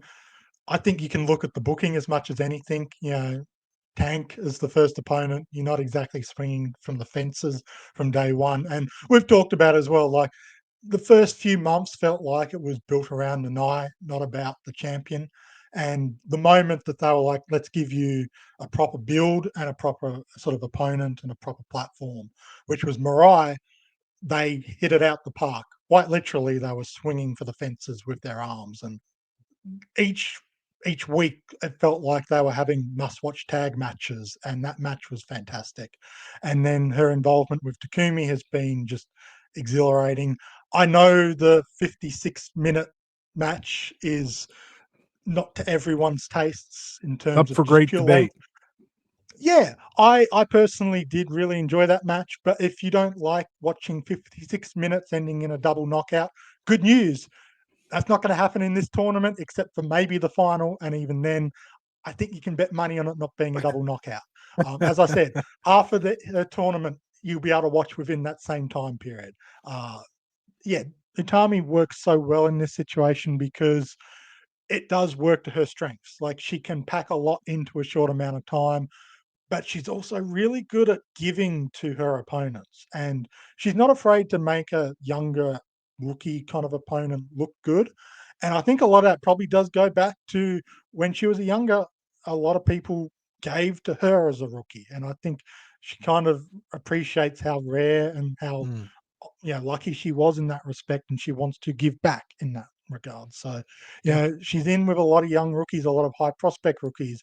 I expect her to make them look good and then dish it out in return to remind everyone that she is the world of Marigold champion and do what she needs to do. And then you've got the Mayu match, which, as you said, every time they step in the ring, they just have the best chemistry. It goes back all the way to when she beat Mayu for the championship. Even before then, when Mayu won the 5-star Grand Prix. Remember that tournament? When Utami was in the very beginning of her super rookie run. Like these two just keep building on their chemistry. Like every time they've got into the ring, I swear they've had a better and better match. And I think now in Marigold, they're kind of going to be even more motivated because this feels like their promotion, not just an extension of a larger company. I think they Yes. probably feel more ownership towards Marigold, and that gives them all the more reason in the main event of the Korakuen Hall, which is kind of the main base for them again, to kind of go out and deliver. So yeah, I think this is, as you said, will be a good chance for her to showcase to everyone the best side of Utami once more. Yeah, I also think it's very important for Utami's tournament. She is pretty much all August until the final day. So Mm. you'll kind of know what her standing is and where she's sitting heading into that final day before September even comes around. So I think that's a very interesting part of her tournament as well, as the world champion, especially. But I'm very excited for Tommy. I'll always root for Tommy. We talked about a lot how for a lot of those wrestlers, it's a feeling out point against Mayu. Still a lot of fresh matchups here. You're going against the world champion, and I think one of Utami's best strengths are giving. She's very giving to younger wrestlers, like you said, and I think she's going to give a lot to a lot of these young wrestlers. So I'm very excited for that. I'm pretty sure she has a pretty great singles record this year. So let me hear it. 10 wins, 0 losses, 1 draw. Their losses is very notable, I'd say, heading into this tournament. I'm excited to see maybe who could throw her off looking at that August 30th date as a big one. But yeah, that is the Dream League. We only took an hour to do that. So let's now dive into the Star League. The Star League, of course, if you forgot, which understandable, it's been an hour since we talked about any of these wrestlers. You got Mai Sakurai, Miku Aono, Mirai, Chikagoto, Kazuna Tanaka, Misa Matsui, Nagisa Nozaki, and Chan Yoda. I'm kind of terrified how long this is going to go because all these wrestlers arguably might deserve more time overall. So here we go with the very There's first no wrestler. wrestlers here I'm going to talk about for ages. Don't you worry about that, Oh Scott. yeah, not at all.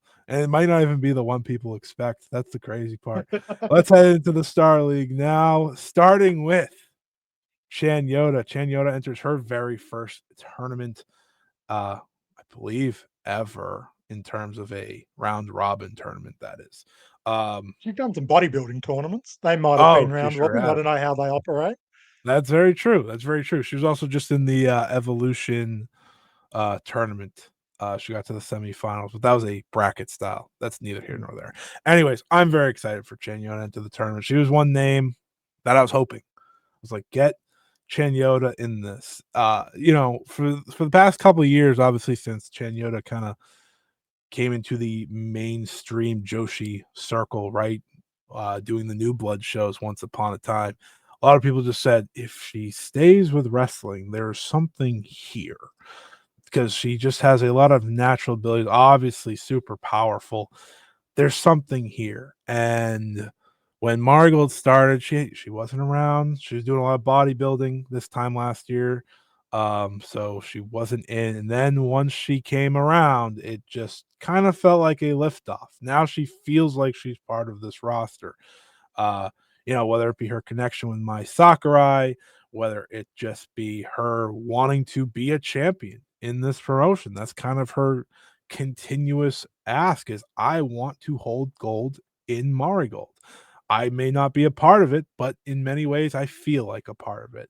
And I think that's a really cool aspect for her. Obviously, she obviously belongs to PPP Tokyo, but in many ways she is a Marigold wrestler and continues to be just that. She fills the role that was Nori's last year in many ways as the outsider that maybe a lot of people don't know too much about, but she's going to impress. Um, and they gave her a block that is going to fit her skill set very, very well. You instantly look at September 14th against Mirai, and you just dream of these two running as hard as they can into each other with lariats and like, all right, thank you. I appreciate the 10-minute slugfest that you guys just gave us. We greatly appreciate it. Chanyo is going to surprise a lot of people in this tournament. I think that's my best way to say this. She is going to have some matches where you're like, wow, you know and they weren't, they didn't go weak with her matches by any means. On the opening day, she faces Kazuna Tanaka, but Mai Sakura on that very first show. That's a big matchup. At the Korakuen Hall show, she faces Miku Aono, and at the final, she faces Mirai. She is in major matches, which might tell you very early she's gonna have a pretty good run. The fact that she might be someone that could take Mirai out at the end, I think that's very notable. The fact that she's facing Miku Aono on a Korakuen, and of course opening the day with Mai Sakurai, all the three biggest events I'd say of this entire tournament. I'm hyped for Chen Yoda. I think she's gonna really crush it, and yeah, I think she's just gonna be someone that makes a lot of fans along the way through this tournament. It's not just about her getting big matches on big shows, which is one way to look at it, but it's the fact that these other key wrestlers in the blocks are getting their big matches. Yep. The big shows are the matches against Chan Yoda. Like that's kind of what's really noticeable is they're getting these kind of highlight matches against her, and it says that she's going to have an impact. She's probably going to ruin one of their tournaments, whether it's night one, Kurikan against Ayano or the final night against Mirai. She's probably going to ruin one of them. Could be her best friend in Mai Sakurai, could be the Hosoff. Hard to predict. But because she's in that midfield too, like she's Yeah. been pretty well protected in Marigold. Like she doesn't take a lot of losses unless she's in kind of a title match. And even then, like in the tag title match that she had in Twin Stars, she wasn't the one who took the pinfall. I think that's very important to take note. That's Rossi likes her. He wants to protect her, and that means that she's not there to make up the numbers. She's not there to give people wins against a big, strong-looking person. She's going to do some damage in this block, most likely. And it's been fun watching her progression because when she Mm. got back announced years ago in the New Blood shows, I think a lot of people thought she just here kind of as a bit of a gimmick. People knew her from other jobs. She did like 50 different things. She kind of had her toes dipped in different waters. but she kind of straight away kind of showed herself as someone with real potential. And as she's started to narrow down her outside activities and now it's just pretty much just focused on bodybuilding and pro wrestling, you're seeing the fruits of that labor. And it's benefiting her in the bodybuilding world and it's benefiting her in the pro wrestling world. And hopefully, this tournament, she racks up some really exciting matches that you can kind of hold as like someone comes and goes, oh, what's Chan Yoda about? You can say, check out these matches from the tournament. Just nice, easy, just line up and go, Mhm. have fun, watch them. Yeah, absolutely. I think that's a good point. She might be like the easiest wrestler for someone to watch. Just be like, here's some matches, check them out. You're gonna have a great time. Play it Yeah. simple. She doesn't have the What? story coming in like a lot of people, but sometimes that's fine. Not everyone Yeah. needs a in-depth story situation. She's an outsider coming in, put on some great matches, maybe set up a title match if she was to beat Mai Sakurai, but if she doesn't, that's fine. Like this is all Mhm. about just establishing herself in a good situation. Absolutely. I'm excited to see what she can do in her first overall tournament. Mm. Give me that record. She's right down the middle, 4-4. All right. See, so you never know what she could bring. Maybe she ends up 4-3. I could see that be her record ultimately in this year's tournament because there's got to be some people at the bottom in this league. It's going to be tough, but Yeah. I don't think she's going to be one of them somehow. Next up, we have Nagisa Nozaki, obviously not an official member of the Marigold roster. She remains a freelancer, but she is just involved and has been on every single show for the most part since the very She's beginning. got a number. And in many ways is the leader of Darkness Revolution. Nagisa Nozaki, when she's in there with the opponent that interests her, she can have some great matches. I know a lot of people, some nights she takes off. Listen, why would you put, everyone, this is what I like to say about Nagisa Nozaki. Everyone's had a job before, right? Do you like to go 100% every night? No, no, exactly. So there you go. But I love Nozaki. She just brings a fun vibe. I mean, her opening day, she has a match with Mai Sakurai on the night show. That one will be one I'm sure she's very interested to. You also look at the Sendai Pit show. She will face Mirai. That is or Yes, she'll face Mirai, Yes. and then along the way, she also has the Cork and Hall show where she'll face Go Chica. I think that's one that could be a little underrated. The heel versus the ultimate underdog babyface. That will be a lot of fun. Then on the final night, she faces her own faction mate in Misa Matsui, which could be an interesting story when we get there. But Nozaki is pretty much as advertised. Like what she's going to bring to the table. You know who she's going to be.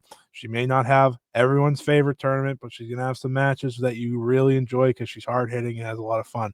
Her and Chen Yoda could be a fun little back and forth too. Mm. Just kicks versus lariats. That's all you really could ask for. So Nozaki's a veteran. She's going to have a good performance. She's not going to take a lot of losses. She might get DQ'd once or twice to maybe give herself a loss, but hey, she's Nozaki. There's not that's the funny thing with Nozaki. I don't have much to say about her. She doesn't have to prove herself. She's just the vet of the field in many ways and the top heel of the field. Yeah, she comes as advertised. I think of the people in the tournament, you kind of are expecting the least to change when it comes to her and her matches, and that's not necessarily a bad thing. sh- there are some matches here that she'll probably take off a little bit, but at the same time, like the block is nicely structured that there's not too many of those. She's not Right. going to take the night off against Mirai. She's not going to take the night off against Mai Sakurai or Miku Aono. Not going to take the night off against Misa Matsui. I don't think Chan Yoda's really going to give her the choice to take the night No. off. So like you're looking there and like really the only match I'd be worried about is Kazuna Tanaka. And that's the opening night. So like So yeah, or opening day, I should say. so it's not really too bad when it all comes down to it. It could be structured a lot worse in that respect. And she, as you said, she has fun. And as long as like you're not expecting match of the tournaments out of her, I think you're going to be pretty happy with what you get. They're fun, solid matches, and she's good enough to know what she needs to do because she is the most experienced wrestler in this tournament. You know, she knows what to do, how to get the most out of it, how to look after her body. Because the reality is these tournaments are rough on people. It's been a common talking point over the years. Has the various round robin tournaments have been changing shape as different blocks and lengths of times. Like if you go 110% every single night, you do run certain risks. And some of these wrestlers would probably benefit to talk to Nozaki and say, what do I do here? How do I approach these certain situations to look after themselves? It's just finding the right balance. And I think there's a good chance we find the right balance with Nozaki this time around. Absolutely. I think she has a better tournament this year than she did last year, which will be Yeah. really cool too. What's her singles record this year? Her singles record this year is not too much. It's just 2-1. Yeah, she mostly stays in tags and whatnot. I think a lot of people also forget that obviously she went through a pretty bad knee injury a few years ago. Mm. She missed a lot of time, and that's also what led to her leaving Pro Wrestling Wave. She was their ace once upon a time, so she's been able to continue her career and be very strong in certain situations. So obviously, always rooting for her. But now we move on to Kazuna Tanaka. Kazuna Tanaka here, part of the young Marigold crew, the one outside of the block without her. I love Kazuna Tanaka. I think she is someone who has a lot of potential, and she's starting to really start to find it now that her injury woes are behind her, exiting Wave and all those different things, right? Last year was a tough year for her, plain and simple. Like she had to switch promotions, and you can just see how much Marigold means to her. I watched this interview that she did. It was her and Yuzuki, and they were just at a restaurant. They were talking, and they asked her about like what Marigold means to her. She broke down crying. It's like this is the ultimate baby face. Like you can't boo Kazuna Tanaka. You just can't. She's not going to have a lot of success in this block. Okay, she is unfortunately destined for that last spot. It's not her fault, but I think for her, again, it's about growth. It's about learning along the way. Um, you know, that one win she might get is going to be it could be the moment of the block. If she beats like a Nozaki, like that type of thing. Like if she beats a Nozaki or just someone that you expect higher than her, which is everyone in this block, that one win's going to be a really cool moment. And I think they're going to save it probably for one of the more notable shows too. Um, like I said, she has a chance to face all these different veterans rather than, what her counterparts are doing in the other league. And I think that's very interesting for her. But she's going to make strides. She's going to grow. And I would not be shocked if we walk away from one of her matches and people are like, Kazuna Tanaka's got, a really bright future. Because I think there's some matchups. Maybe the Misa Matsui one kind of jumps out to me as like give those two a couple, give those two 10, 11 minutes just to kind of put their sauce together to be really good. She's really broken out through the Marvelous stuff. Funny enough, I don't think anyone expected Kazuna Tanaka to be one of the real MVPs of any time those two sides face off, but her passion for Marigold kind of jumps through on those. And I'm excited. I'm excited for Kazuna to grow along the way. She's not going to win a lot, but before I hand it over to you, here's her opening night. She will be facing Chanyota and Nagisa Nozaki. That's tough. That's a tough go for her. And then she does have matches on the Korakuen and the Shinjuku Face show. At the Korakuen, she's facing Misa Matsui. That should be a fun little opener, I think, between those two. At Shinjuku Face, she gets Miku Aono, so I think that's pretty notable for her. Could be her best match. And at the Cork and Hall show, she faces Go Chica. So babyface versus babyface on that final night. But what are your thoughts on Kazuna Tanaka? Obviously, we talked a lot about the young Marigold crew, and she's the final member of that crew in this tournament that we haven't got to talk about. I like that she's the odd one out in that respect, that she's in this block and not the others, because although she is part of Young Marigold, I don't think she belongs in the same discussion as the others that are in the Dream block in terms of fighting in that same level. She kind of has her own little world in that respect. I think she's someone that's developing at a different pace. She's targeting a different kind of archetype when it comes to being a wrestler. She's going to be an underdog that isn't going to necessarily win a lot of matches at the same pace. She's almost like the now Ishikawa that has a higher upside moving forward. The perennial underdog that will fight hard. She'll go up against people far stronger than her, and it's going to be her grit and determination and never say die attitude that gets her further than she probably has any right to. And that's going to endear her very strongly to a lot of people. And that's going to get her that win, maybe two in this tournament if things fall her way. And to see what that's going to look like is you just have to look at the Marvelous versus Marigold 5-on-5 gauntlet elimination match, which I think if you point at one highlight that she's had through her Marigold career so far, it's that. She went in and she got half of her team's eliminations, and she did that right off Mhm. the bat and gave them really their only hope of winning that, because you knew Takumi was waiting at the end, who could have just about soloed that group if it wasn't for Miku Aono in the middle. Yeah, it's just the reality of the situation. She did such a great job there. And it wasn't just, oh, she was booked to get 2 wins. She looked fantastic there. And if she can put on those kind of performances in the tournament, she's going to draw a lot of eyes on her, because for as strong and as fierce as the young Marigold fighting is going to be in the Dream Star tournament, she's going to benefit by being the only rookie in the Star League and standing out as a result amongst all these midfielders who are going to be fighting on the same level, and then the big three, so to speak, in the Star League. She's going to stand out as the bottom rung who's going to be fighting to try and be on everyone else's level, and she's the perfect personality type to match that.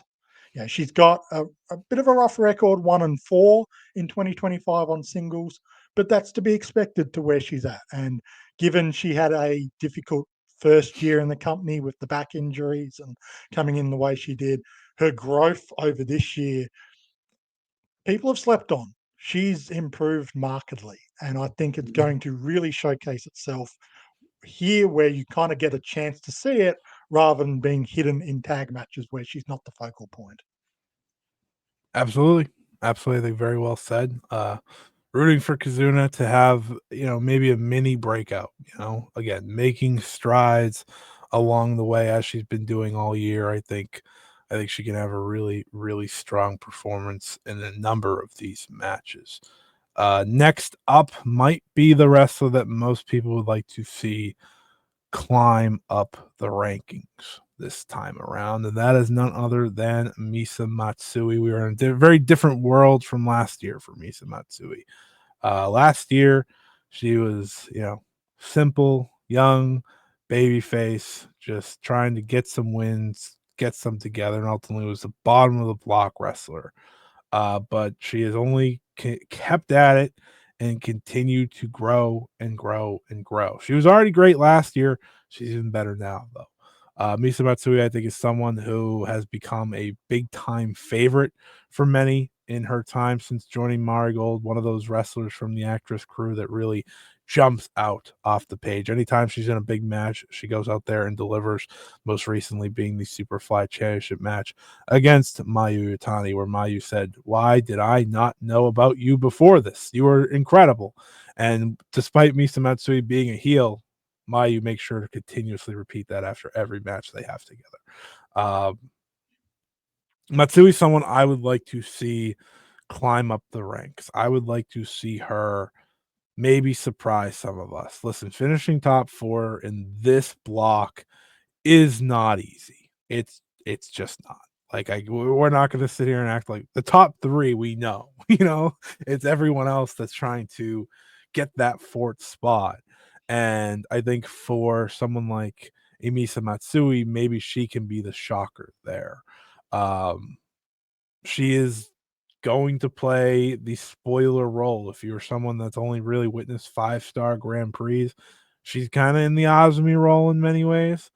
Right? She's gonna be someone that upsets a Miku Aono or a Mai Sakurai or Mirai or 2 of the 3, quite frankly. I don't think that's out of the question. But Misa Matsui, I think if you look at this block, I think there's a lot of choices for an MVP. There's no reason she can't be in that conversation. That's the capabilities she has as a performer, as a wrestler, and as someone who I think you and me both agree is super duper talented and has all the potential to be at the very least, United National Champion somewhere down the line here. Her opening schedule is as follows on the opening night in the very first show. It's her and Miku Aono, so instant one that kind of could set the bar on that opening night. She also faces Chika Goto on that show. Then you head to the Sendai Pit, is where she gets the rematch against Mai Sakurai. Find that to be pretty notable. Corkin Hall, she'll face Kazuna Tanaka. So big opportunity for those two to, maybe find some wins. And then on the final night, she faces Nagisa Nozaki, which is an interesting face off for them. But Trent, I know Misa Matsui has been someone that's won you over, especially since you've jumped back in. And I think she is someone that has won a lot of others over, like I said. So, what are your thoughts on Misa heading into this year's Dream Star? Truthfully, Misa had won me over from the very first Marigold show. It's just she's won me over even more with the Darkness Revolution gimmick change, because that was really the one thing I thought was lacking for her. Was as talented as she was in the ring, I thought it was a little bit of a just generic underdog baby face, which she played well enough, but I thought it was just kind of, we've seen that kind of role before and other people played it better. But she feels so much more at home with this kind of gimmick. And the beauty of it is, like, she can still play an underdog babyface Yeah. role in this character and gimmick. Like, it doesn't really need to change that all that much. It's actually very reminiscent to Starlight Kid in Oedo Tai. You don't have to tweak a whole lot about it for it to work in either role. And it just gives her so much more personality and marketability in that respect. It's just like, as a performer, as a wrestler, I think really she's one of the best that Marigold has, even if the record and her position on the roster doesn't necessarily show it. And the beauty of these kind of tournaments is wrestlers like Misa Matsui can go out there and show it. You know, you're not limited by the fact that you're just put in tag matches in the middle of the card on all the house shows. You get 7 singles matches. Now, you might not get 12 minutes each time like the main eventers, but you're going to get chances to shine. And Misa Matsui has a lot of really fascinating matches, like you said. Most of these matches are going to suit her in one way or another, whether it's as a character, whether it's as meshing of styles or contrasting of styles, because as much as high speed versus kind of similar size works well, big versus small always works well. And she's got some powerhouses that she can go against here, which is really exciting as well. The biggest question is she going to get that opportunity to finally win matches and be top 4? Or is she going to replicate last year where she only wins one match and ends up with 2 points? Like, there's a very real chance she ends up last in the block. You know, if Kazuna Tanaka wins one match and that one match is against Misa Matsui, she gets the tiebreaker on Misa Matsui, and that puts her last in the block. It's a very real opportunity, and that would be a real shame for someone of her talent. Now, that in of itself isn't necessarily bad if she puts great matches. And if you tell a story with that, now Misa has the story of not being able to win matches when it counts. If that happens, I just hope they do something with it. Now, I don't necessarily hope that that means she goes on and instantly wins the Marigold World Championship from Utami as soon as the tournament finishes, like other promotions might do. But I hope that there's some kind of story that would come from that, and not just, oh yeah, she has another disappointing tournament run and they just move on and she's the person who has good matches and that's it. Yeah, she's too talented to just be that kind of wrestler. And as much as that she is young enough that you can do something with her later, I think they'd be missing out on capitalizing on how good she is now, especially when you get that shining praise from Mayu Iwatani. Like, you should be jumping on that. You know, that's more people will now be aware of Misa Matsui straight after that. It'd be a shame if that kind of just gets lost in the shuffle. Again, like kind of what I was saying with Chiaki, with so many people rising up as quickly as they are, you don't want Misa Matsui to just become another lower mid card wrestler Yeah. because she just doesn't get the opportunities to do more. Yeah, I like all the wrestlers we've talked about so far. I don't think Misa should finish below any of them. I think that's my best way to really give uh, love to Misa more than anything else. I think she's that talented, that ready for the next step, and I know she has been someone that has been receiving that praise dating back to her actress girls days. What is her record this year? I know it's not great. 2 of 7. Yeah. Ooh, that's tough. That's tough. And That's it's so tough. hard to predict what, yeah, of all the midfielders, I think Yeah. she's the hardest one to predict. Yeah, she can range from bottom till fourth, it feels like, Yeah. which is interesting. But she's also the perfect performer to have, the matches with Mariah on these little shows, because I think that's where you'll really get those two like to highlight the tournament and the depth of the tournament on, an undercard show, like that. The final one before the final itself. She's kind of in that position a lot of the time. But we head into the top four now.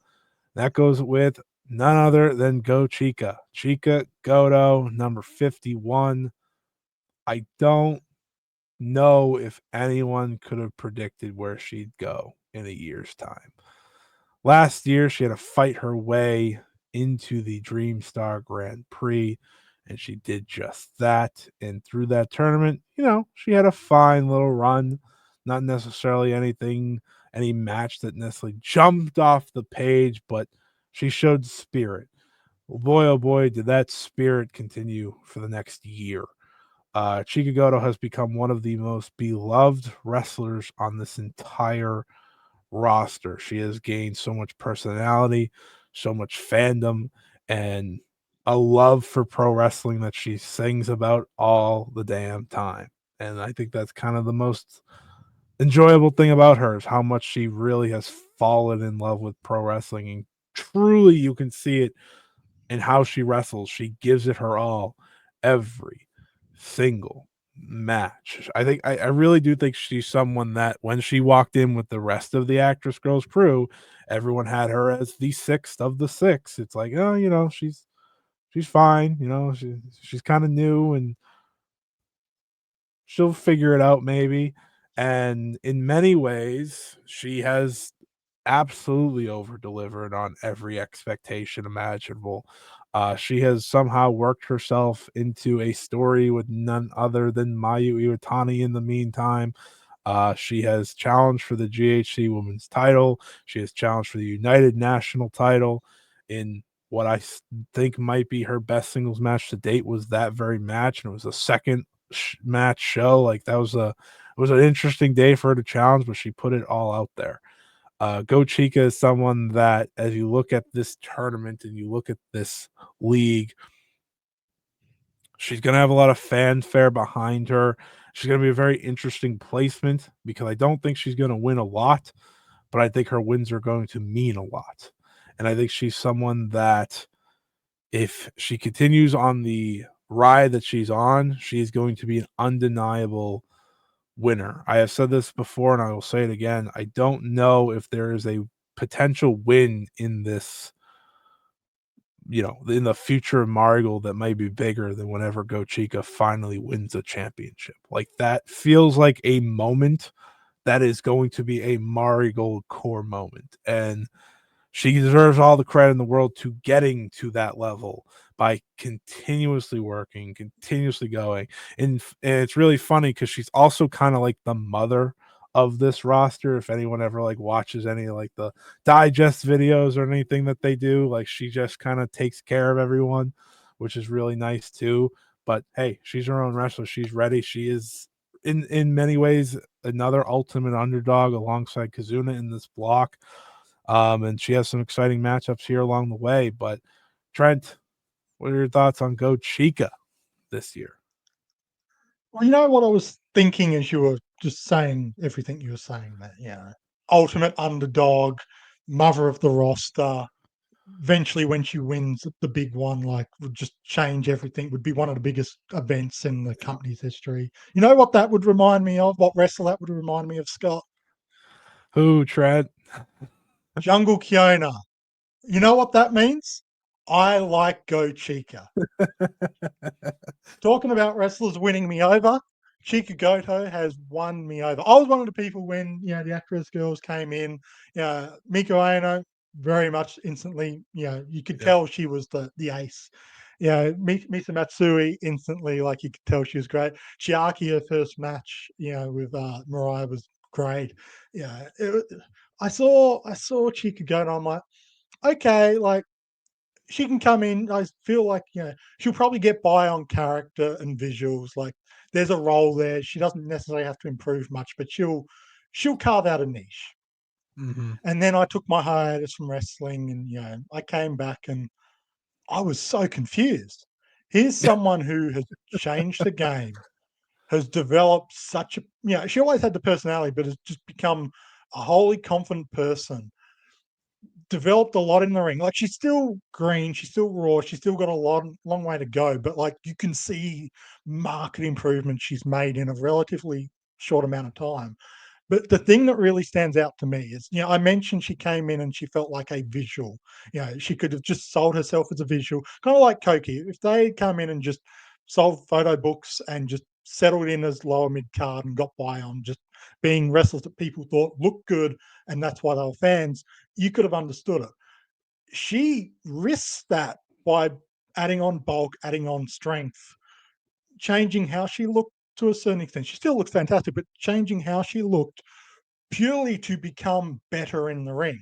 She wanted to add bulk so she was stronger, so she could do more power moves, so she could do the giant spin and do it more consistently, to add more rotations, to pick people up Yeah. easier. She didn't need to do that to have a career in wrestling. She wanted to do that so she could be better in the ring, so she could enjoy what she's doing more, to add more to the product. That speaks so much to where her head's at and to where her heart's at. And that Hmm. means a lot to me as a viewer and as a fan of wrestling. And like her passion for wrestling, as you said, it's infectious. That's the kind of wrestler that instantly draws me in. And yeah, coming in as someone who watched a bit of Marigold, stepped away from Marigold and wrestling as a whole, came back. If you'd asked me which actress girl was going to be my favorite, Chick Goto would have been number 6 in my predictions. Not anymore. Yeah. Do I think she's winning the tournament? No. I don't care. Every win she wins, I'm going to be all on board. Happy that she's doing it. A lot of very exciting matchups here, and I'm looking forward to each and every one. Yeah, she did. She was part of one of those videos that they do with one of the sponsors, and she had actually talked about like how she wanted to improve and grow. So, she got stronger and added muscle. Because if you remember back to those first couple months, she did struggle to do the swing and things like Mm, that. We've talked about Koki too, who's had, trouble lifting people and, just little things that, is natural. Like, again, yeah. these They're two human bodies they're trying to lift. It sounds easy right, being wrestling fans because you right. see people doing it easy, but Right, like these the actress girls outside of, I think, Miku all did something else. mm, Like Koki's still someone that does plays, I believe. Gochika is yeah. still a model. And the dedication that Gochika has shown to give it all to pro wrestling, you have to applaud it. That's Mm, what you were talking about, and she's been very open about that and how much passion she's grown. Like now, all she thinks about is pro wrestling, and it's like she didn't have to do that. She never did have to do that, but she wants to do that because she fell in love with it, and I think that's just again something a lot of people can connect with and have connected with in her time in Marigold. But I know her singles record isn't a big one, but it's also not Not great. too bad. Singles record for Okay. 2025 is 4-5 and 100 in my heart. Good. That's good. Yeah, obviously she's had some big title matches this year, and I think her rematch with Mai Sakura will be a very interesting one for her, especially. Did I go over her opening night? I don't think I did. She faces No. Mirai and Misa Matsui, so two very strong matches on the opening night. As I said, when she makes her homecoming. She'll actually face Mayu during this tournament. That's not a tournament match, but I thought they to were her, saving that for Goku personally, but to her, that might be the most meaningful, quite frankly. She also faces Nagisa Nozaki at Cork and Hall. To me, that screams a big time, big pop win over the big massive heel, if I've ever seen one. And then on the final night, she faces Kazuna Tanaka. So obviously, wishing Go Chica the best in this tournament. You know, she's ready to surprise some people along the way, as she has her entire Marigold journey. Now we get to the top three. Let's just get to the big three here. There's a big two and the other one, the big three here. And of course, it starts with Mirai. Mirai last year felt like a potential finalist, a potential winner. There's no reason to think she can't feel like that again this year. We don't know when the winner is going to challenge for the Marigold World Championship, right? Could be Grand Destiny, could be First Dream again. We don't know. And I bring that up with her because obviously she did challenge for the world title already this year and came up short against Utami, but it felt like there was so much more to go with those two. Mariah is, of course, in many people's eyes, kind of been the ace of the promotion in terms of just a performance level since the very beginning. Her rivalry with Miku Aono was one of the real highlights of that first year, let alone first few months. And she's just become an incredibly different wrestler. I love talking to people who watch Mariah in Stardom and now watch Mariah in Marigold, and they just say, "What happened?" And because a lot of people didn't love Mariah in Stardom like me and Trent did. Um, and now I think she's just become an undeniable great wrestler that you can no longer, you know, deny. And she had her moments in Stardom, but she is every bit of herself in Marigold. She is in many ways the wrestler that I think you can just so naturally cheer for in terms of the main event stars, right? Because despite all of her success, she still feels like she's trying to reach a reach a level she's never been before. Yeah, she was Wonder Star champion. Yeah, she was two-time Cinderella winner. But in Marigold, she's only come up short. Yes, she was the first Twin Star champion, but she wasn't the first United National champion like a lot of people thought she would be. She didn't win the Dream Star last year like some people thought she would. She didn't win the world title against Utami when she finally got the challenge. A lot of shortcomings for Mirai. And now she kind of gets to try and bring it all back here in this tournament. If you're looking for an MVP possibility, hard to beat Mirai and what she brings to the table. Her opening night is Chikagoto, and then we reignite the rivalry, her and Miku Aono. Very likely main event the nightcap show, which will be very, very exciting. At Cork and Hall, she faces Mai Sakurai. Obviously, a massive, massive match between those two, the first Twin Star champions. Mirai Saku continue to live on in their own way. And then on the final night, she goes one on one with Chan Yoda. Trent, I know you're a big fan of Mirai. Like myself, I know you're very excited for her tournament and what she brings to the table. And I'll say this, out of all the main eventers in this promotion, I think there's no bigger guarantee of Mirai giving 1000% every single one of these matches. So, how excited are you for Mirai's tournament this year? at the max. Yeah, she is, as you said, she's someone who will always deliver. And tournaments, she's again someone who shines because that suits her. Not just in terms of success, like she's won, the Cinderella tournament twice in a row. She always is she's generally on the cusp of making finals in these round robin tournaments. She's won the Artist of Stardom tournament back in Stardom as well. Like, she's always a top tier, point scorer in tournaments.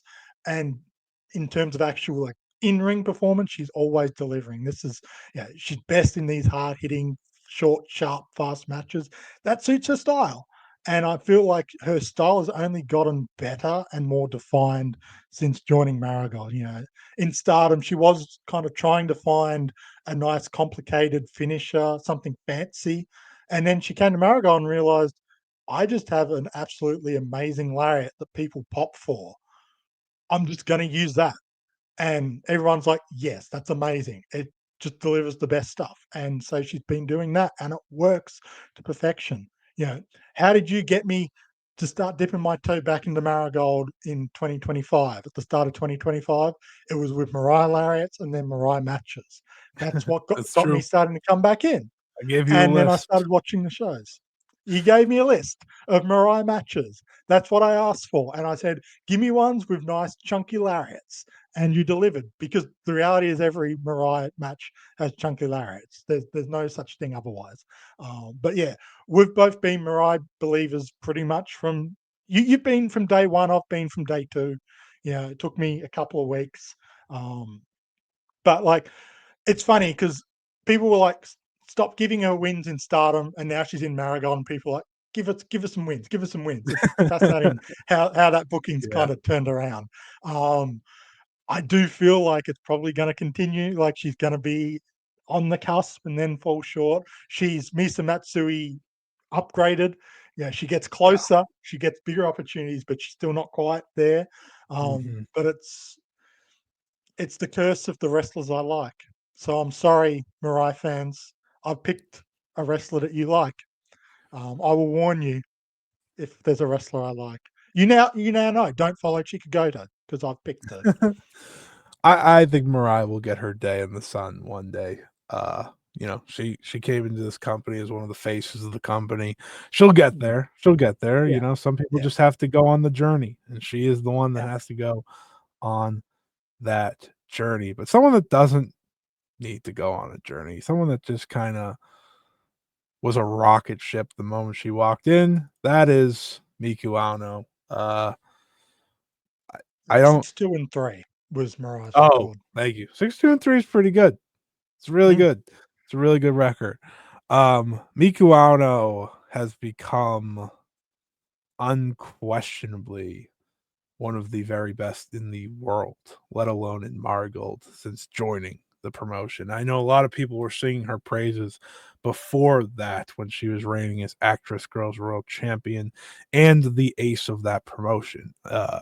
That's a lot of the times how I heard about Actress Girls was, oh, you should see Miku Aono's matches here and yeah, Miku Aono's match there.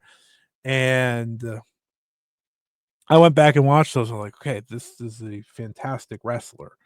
And she walked into the promotion instantly. You kind of knew, okay, she's a big deal. This is someone we gotta be ready for. And she found herself as the first ever United National Champion. Don't think anyone expected that when those belts were introduced at that very first show when they were shown. I think everyone said, "Oh, Mirai makes a lot of sense," but Miku Aono kind of pushed herself to the front of that line. And now that we've reached the Dream Star Grand Prix 2025, I feel like she may be pushing herself to the front of another line and maybe skipping some people that were ready to be in front of that line because that's how great she's been.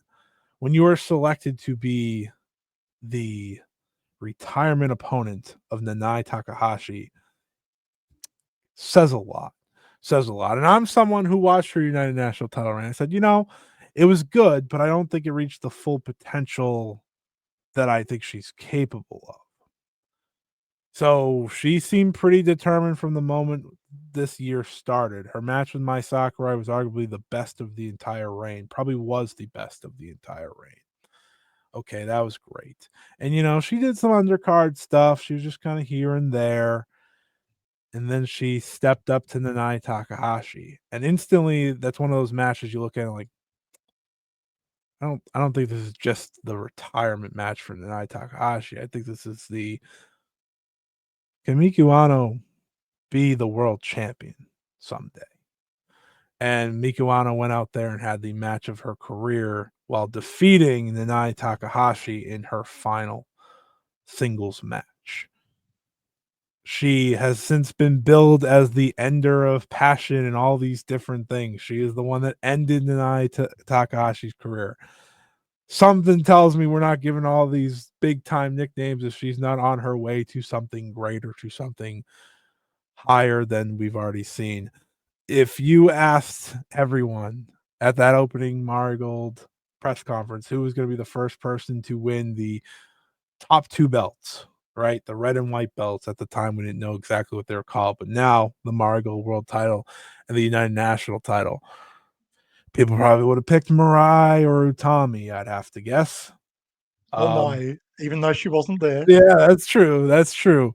Miku Aono also wasn't there at the time. I think that's something that's kind of forgotten. And yet she has stormed into this promotion. She closed out Marigold Fields forever. She won the United National title. She retired Nanae Takahashi. The next step feels like the Dream Star Grand Prix. Miku Aono enters this tournament as a heavy favorite, I think, for many of us, and for many of us, the right choice. Miku Aono has made me a fan. She's made many others a fan through her time in Marigold, and right now she feels as ready for that next step as anyone. I don't think anyone will bat an eye if she wins this tournament and ultimately becomes the person to take down Utami Hayashishita as world champion. By the way, a match that they have been teasing and teasing and teasing since Utami won that belt, but of course never went to it. Trent, I ask you, as someone like myself who obviously didn't know too much about Miku pre Marigold and has been able to watch her and watch that in the nine match and all these different things, how much of a impact has she made in terms of your viewing, and what do you think she has in terms of chances, and do you think she's the right person to accomplish that incredible accolade of first winning the United National and Marigold World title?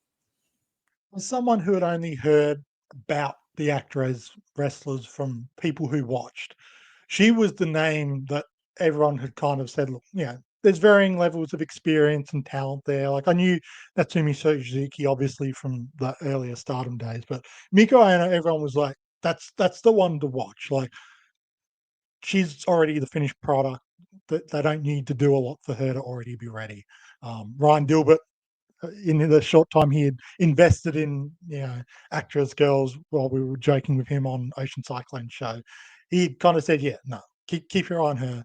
He was right, and so are a lot of the other people who gave us the heads up on that respect, because she came in and straight away you're like, okay, she doesn't look like someone who needs to be prepared and molded. She looked very comfortable in the ring. She could mix it up with all the main eventers and hang with them very comfortably. And the crowds just organically got behind her. She doesn't need pomp and circumstance. She doesn't need to be a big personality on the microphone. I said this to you a couple of weeks ago, and she reminds me a lot of Utami. She's a very quiet, mellow personality. And to get over like that with the Yeah. crowd, very difficult. You have to be authentic. You have to really just connect with the audience in a certain way. And the fact that the audience has connected with her, with the kind of rosters they have, speaks wonders to who she is. And the fact that she's done that without really, no, there hasn't been a concentrated push for her. They've just every now and again just reminded us, don't forget about Miku Aono. Here's the United National run. We're not going to like bombard you with big matches for her, just good matches here and there. Oh, Nanai Mm-hmm. Takashi's retiring. We're going to highlight her here. She's going to get the big win, just enough to make you think, oh, hang on. As you said, like this doesn't feel like the match you'd expect on paper. Maybe Nanai likes her, or maybe there's more to it than that. The reality is it's probably both. Mm-hmm. Nanai gets to pick her opponent, but there's more to it than just that. And here we sit basically on the eve of the Dream Star, and all the pieces of the puzzle are starting to come together. She's in a block without Mayu and Utami. Neither of them she's faced one on one. But boy, do we yearn for those matches. Utami survived Takumi. There's a very big match. There's a very big show in Ryogoku Hall that's going to need a main event that people haven't seen, that people will pay money to see. I know I'd be interested to see Utami versus Miku Aono. That's a match that I think a lot of people in Japan would love to see. I can see that being a match they push forward there. And you know what? It makes all the sense in the world. Yep. It's worth noting, just based on, commentary lines and such, since really day one, before Mayu got there, especially, she was number one merch seller every single time they brought it up. I don't think that should be forgotten either. Not only is she a Yeah. great wrestler, but that matters. This Oh might yeah. get me attacked, but I don't really care. I think she is a combination of Utami, Hayashishita, and Shuri in many ways in her skill set and what she brings to the table.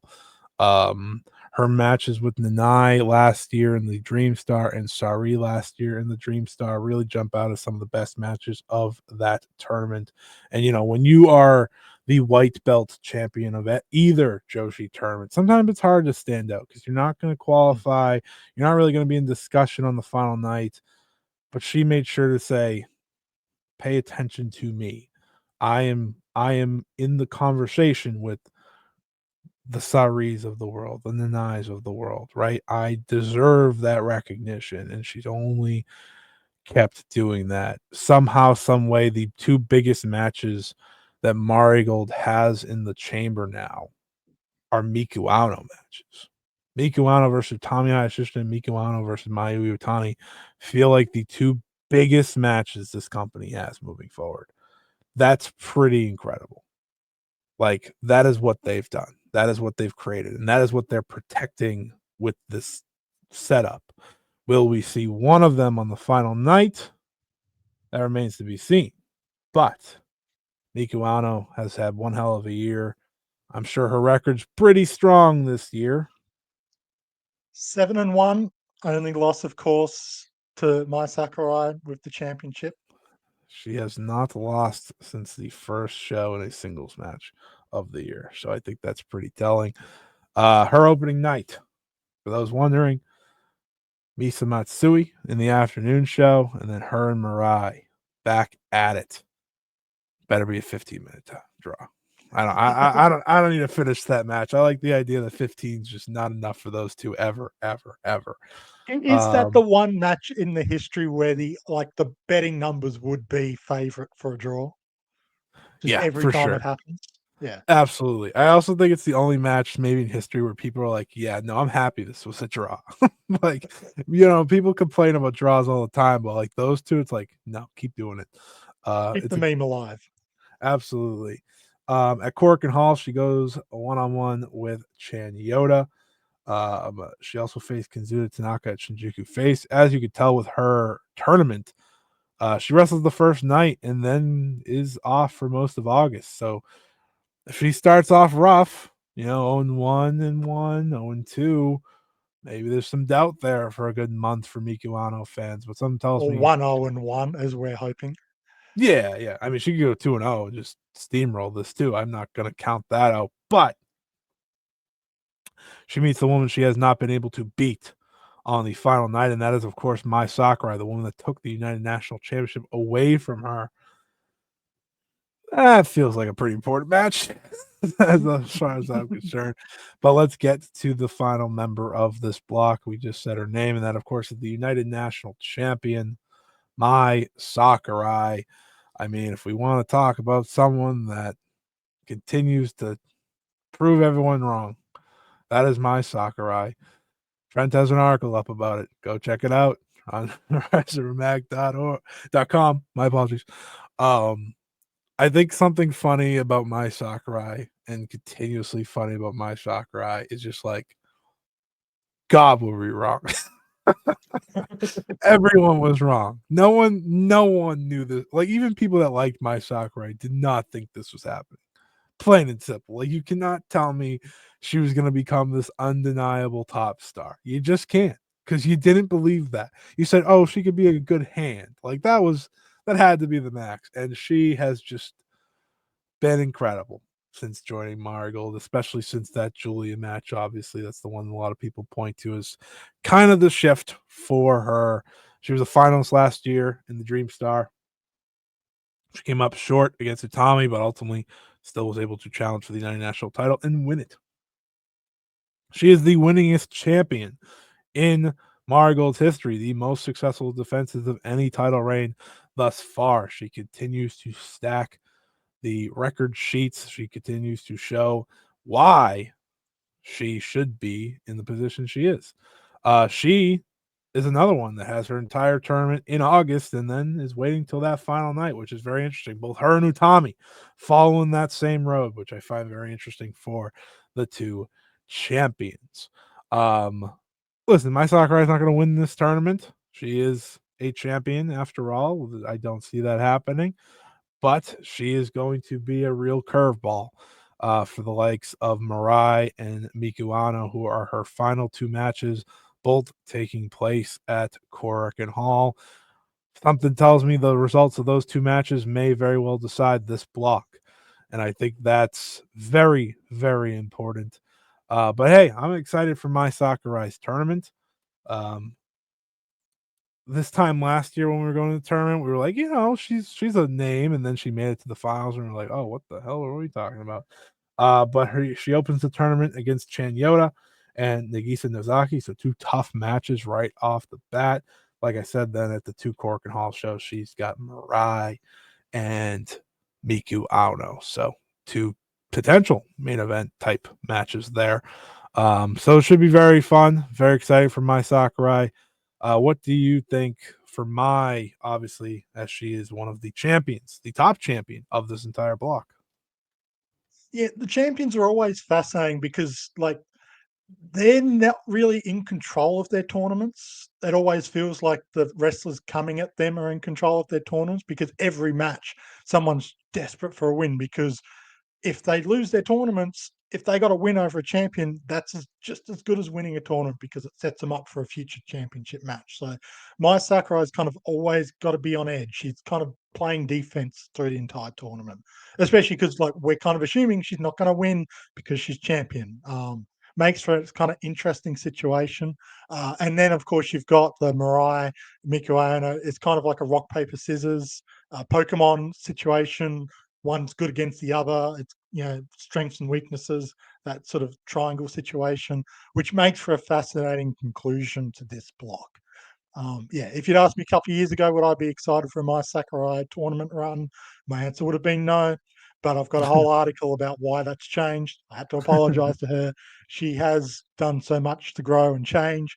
But that's why you keep in touch. That's why people like Koki Umare, who maybe hasn't pieced it all together yet, you keep watching, you keep giving patience to, because as long as they care about wrestling, they're committed to improving and growing. These things can change. Mai Sakurai was on the other side of 30, and you would have thought had no hope, but she wanted to become a strong wrestler. She changed agencies. She was dedicated to wrestling. As we were saying with Chikagoto, if you care about wrestling, you want to be a great wrestler. That's kind of the key. Like, if you've got natural athleticism and stuff, great, but you've got to care. You've got to want to grow. Mai Sakurai is proof of that. It took her a couple of years, but in a couple of years, you go from being lower mid card, a kind of a running joke, a meme, to being one of the top wrestlers in a promotion, being kind of carrying it in a lot of ways and going to a veteran. People are relying on you putting on good matches, carrying the matches, shaping the future. That's the exciting thing, And this is the chance for everyone else to kind of become the next Mai Sakurai. That's the good thing, but doesn't take away what's Mai Sakurai going to do in this tournament. Who are her losses coming from? Because she's beaten just about everyone in this block except for Mirai. So, like, any United National matches that come from this are going to be rematches. People are going to have to change up their game to prove that they can potentially beat her in a championship match. So, Yep. it'll be interesting to see what comes from it. She's top 3. Not expecting her to be number 1 though. Whose tournament does she ruin? It's very true. It's very true. It's a very good point. She has a very strong singles record. You said it. I haven't said it yet. She has the second best record in the tournament behind Chiaki, who is just pure victories at 2-0. Mai Sakurai has a record of 13-0-1. It's pretty good. Pretty good. Gonna be The interesting to draw see. coming against Mirai in a 15-minute exhibition match. Gonna be interesting to see who she loses to along the way. But before we move on to 3 matches we'd like to highlight in the tournament, let's pick some MVPs for each block. I'm sure we'll shock you with our picks. I, of course, picking Mayu Iwatani to be the MVP of the Dream League. I'm sure Trent's going to really go off the map here with this one. Trent, who's your MVP pick for the Dream League? Yeah, it's going to be Mayu Iwatani. Yeah, I don't think I need to add much to that. And then we look at the Star League. I think this is a little more open for discussion. I think Mm, there's mm. certainly some options here. You kind of look at schedule in some ways. You look at matchups, and you think who could be the MVP. And I think I personally circle Miku or Mirai as the two go-tos for that. Kind of a toss-up, honestly. Hmm.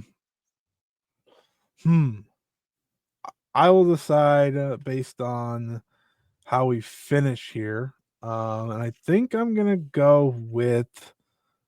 I think what the accolade she'll get this year isn't winning the tournament, but it will be being an MVP. And I'm going to give it to Mirai. I think she finishes very strong.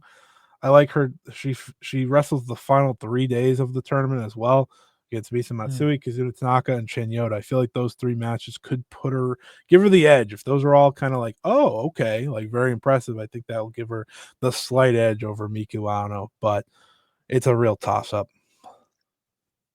Yeah, this block, I think I mean, obviously our bias for Mayu Iwatani probably favors in I don't know the what you're talking dream about. block, but it is I definitely I don't do anything with bias. I don't know what you're talking about. but considering, 5 of my top 10 5-star Grand Prix matches last year were Mayu Iwatani matches, look, I she can't really she has think. the proof. Yeah, yeah, the proof is in the pudding, Yeah. and the pudding tastes good, so it is what it is. My MVP for the Star League is Archika, Korchika, Mirai. Yeah. It it is Yeah, that Mirai, sounds right. but, Yeah. yeah. Shout out Chikagota though. We got the little bit there. And speaking of Yes. Mirai, we're gonna get into our top 3 matches that we're most looking forward to in this turn. Hard to break it down to 3, obviously. But Mm, Trent, I will let you start, and we kind of did a little mini draft here to pick our matches, which was kind of fun. So yes. this was, I believe, one of your first picks. Mm. Hype it Was up. my first pick.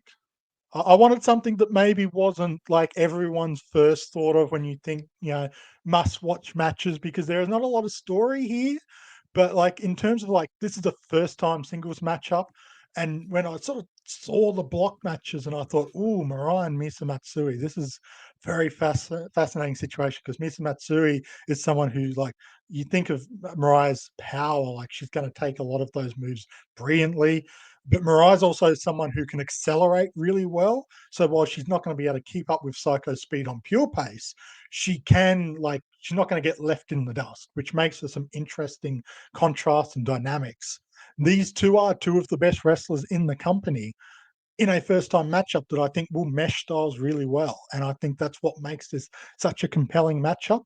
It's not on one of the big Kurikan halls or the Shinjuku faces. It would be easy if you're not paying full attention for this to fly under the radar. I would strongly recommend that you don't let it fly under the radar because I think this will be a highlight match. I think it's a great choice, and I think it's a choice. I the way I have my matches theme is kind of following your theme of under, and then the big hyped matches. So my under the radar match that I picked from was none other than Victoria Yuzuki versus Rhea Seto. I love myself a good rivalry. I like a good match where these two just kind of hate each other all of a sudden. Yep. And if we're gonna go off their Superfly Championship match earlier this year, they have very good chemistry to back it up. Mm. Rhea Seto getting the win over Victoria Yuzuki and Shinjuku Face would be a hell of a moment for her, hell of a redemption moment for her. And I think these two will be very determined to surprise. Again, it comes down to surprise for a lot of new viewers here. who maybe check this one out, check this show out. You know, you're going to be there for a certain other match. But these two have all the potential. You know, this is young Marigold on full display as well, which I think is very important. And, you know, you look at the field, what matches have the most heat to them. This is one of them. It really is. And I think they're going to go out there with a determination, and I think it's going to be really good. So it's one that it's my under the radar pick, but it's one I really, really am excited for. There's another really big reason why people should check this match out. Victoria Yuzuki called this match out as one of two she wanted in an interview with a certain Scott E. Wrestling on Fightful.com That did before happen. all the kerfuffle with Rhea Seto betraying her. So this is a match she had circled before she had reason to Yeah. want revenge. So Yeah, that's why Trent's here, so he can remember things that I don't remember from my own stuff. Anyways, Trent's next choice is a great one. Super Rookie 2018 versus Super Rookie 2015. Is the sequel better than the original? Batman Begins versus The Dark Knight.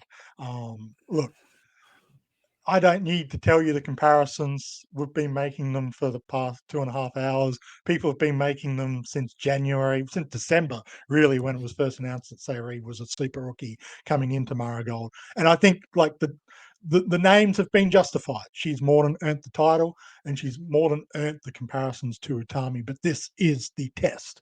You know, can she stand up to the person she's been compared to, the world champion? I'm really excited for this because their styles should mesh really well. I think this is going to be one of those matches where Utami gives a lot, but she's also going to want to remind people that she was the original and best super rookie.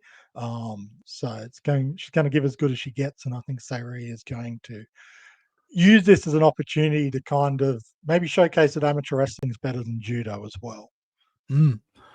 I like that. I like that clashing style. I think these two are going to have a fantastic match. Worth noting, I just wanted to say the dates of each match that we just went through, actually, just so people can keep it on their radar. Mirai versus Misa Matsui happens on September 6th, day 10 of the tournament. The match I picked was Victoria Yuzuki versus Rhea Seto. That's day 9 on September 2nd. Then this one is August 16th. So you don't have to wait too long. It's day 5 in Chiba, one of the highlight matches. Only 2 matches on that day, so definitely get its time, and very likely the main event.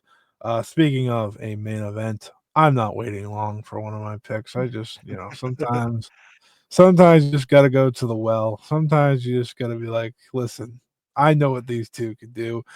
I've waited long enough. It's been too long since Miku Aono and Marai tried to kill each other for 15 minutes.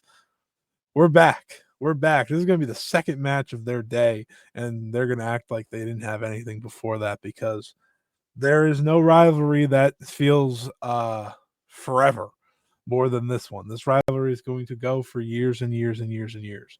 And 15 minutes at a time. there's something very special about Miku Aono's potential road to the world title. Once again, starting with Mirai. I think that's hell of a matchup. I like it being at the beginning of the tournament because, again, it just feels like, oh, we're starting with this again. Okay, sounds good.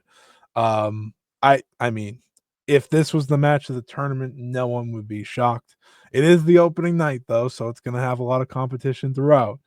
But they're going to set. I think they're going to set the bar for what is to come, and they had like 4 matches last year in a month span, and they were all great. So like, and they're better now. That's the thing. Yeah. They're both just better. They had 4 matches.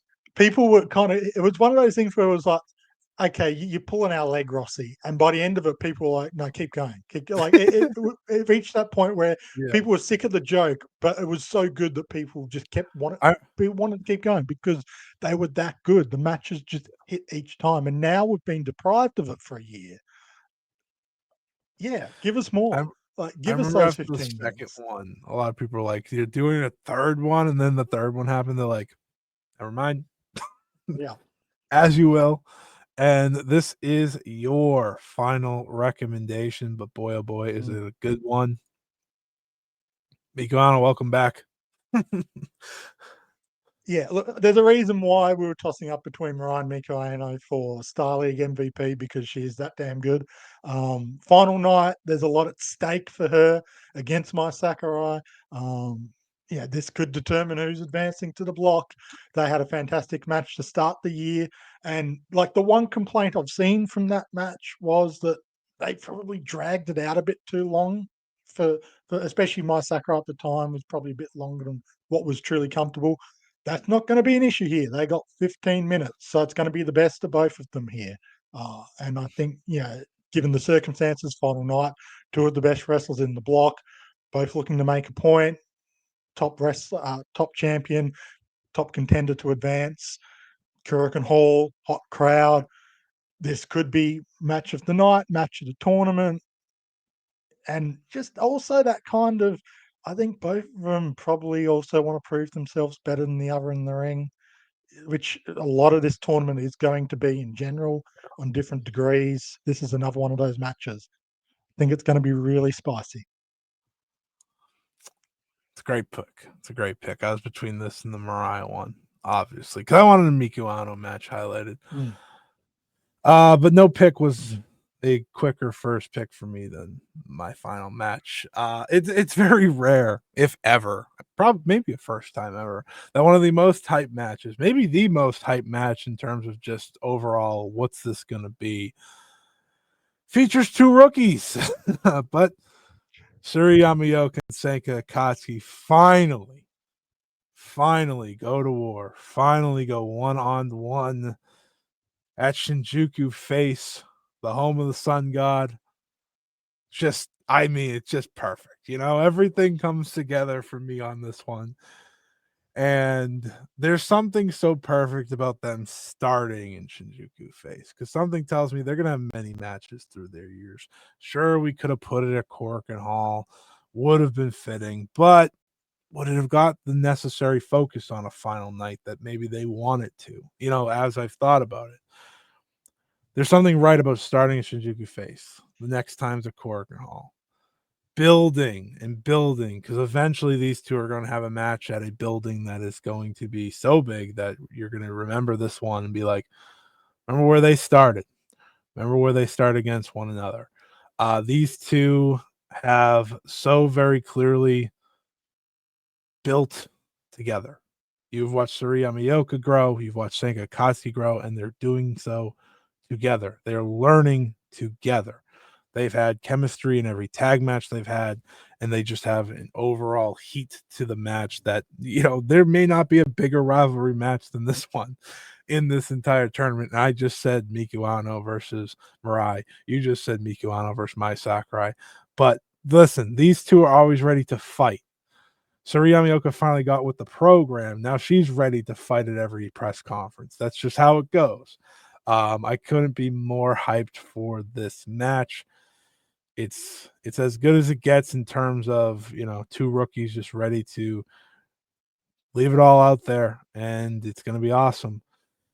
So with that, people may be wondering, something's missing from the Trenton Scott top three. No Chikagoto matches. That's true. That's true. You talked a lot of hype and then proceeded not to pick any of her matches. Interesting. That's not what I was talking about though. Me and Trent decided, why don't we highlight 3 matches outside of a certain 7? Because really our entire list could have just been this or this. Oops, sorry. Clicked it too fast. Or this. Or this. Or this. Or this. For the Or this. podcast listeners, Or this. he's showing all of Mayu Iwatani's matches. Yes, I am. So let's go through them real quick, shall we? On the opening night of the Dream Star Grand Prix, Mayu Iwatani goes one-on-one with Senka Akatsuki in the very first match of her Dream League tournament. I mean, that would have certainly been on my list, but you know what would have been my first pick if I had choices? She then goes against Suri Yamaoka in the nightcap because why not? Why don't we just have Mayu face both super rookies in one night? Just kind of unreal to think about, quite frankly. And then her third match is against Rhea Seto. Let's just keep going against the young crew. That will be in the Sendai pit, but we're not done there. Why would we be done there? And then she faces Utami Hayashishita in what is the most headline match of the entire tournament. It's like, okay, this is the one. Obviously, It's for the probably your casuals. probably your favorite to be the match of the tournament, quite easily, just based on their history. Gonna be phenomenal. And then she faces Koki Amari in a first time ever match at Shinjuku Face that I'm fascinated to see. I think she's gonna do her best to maybe be what Mirai was to Koki last year. I think that's kind of how I view that match. Likely the main event of that show. Then she faces Chiaki. That's a match kind of on its own island on that very day. So that should be a really cool opportunity for Chiaki. She seems to have taken a liking to Chiaki based on how many times Chiaki is doing shenanigans to her on every single match they have. And then your final night, the rematch, Mayu Iwatani versus Victoria Yuzuki. Can Victoria Yuzuki do what Starlight Kid and Tam Nakano never did? And that's beat Mayu Iwatani. Maybe someday. I don't know if this is the day.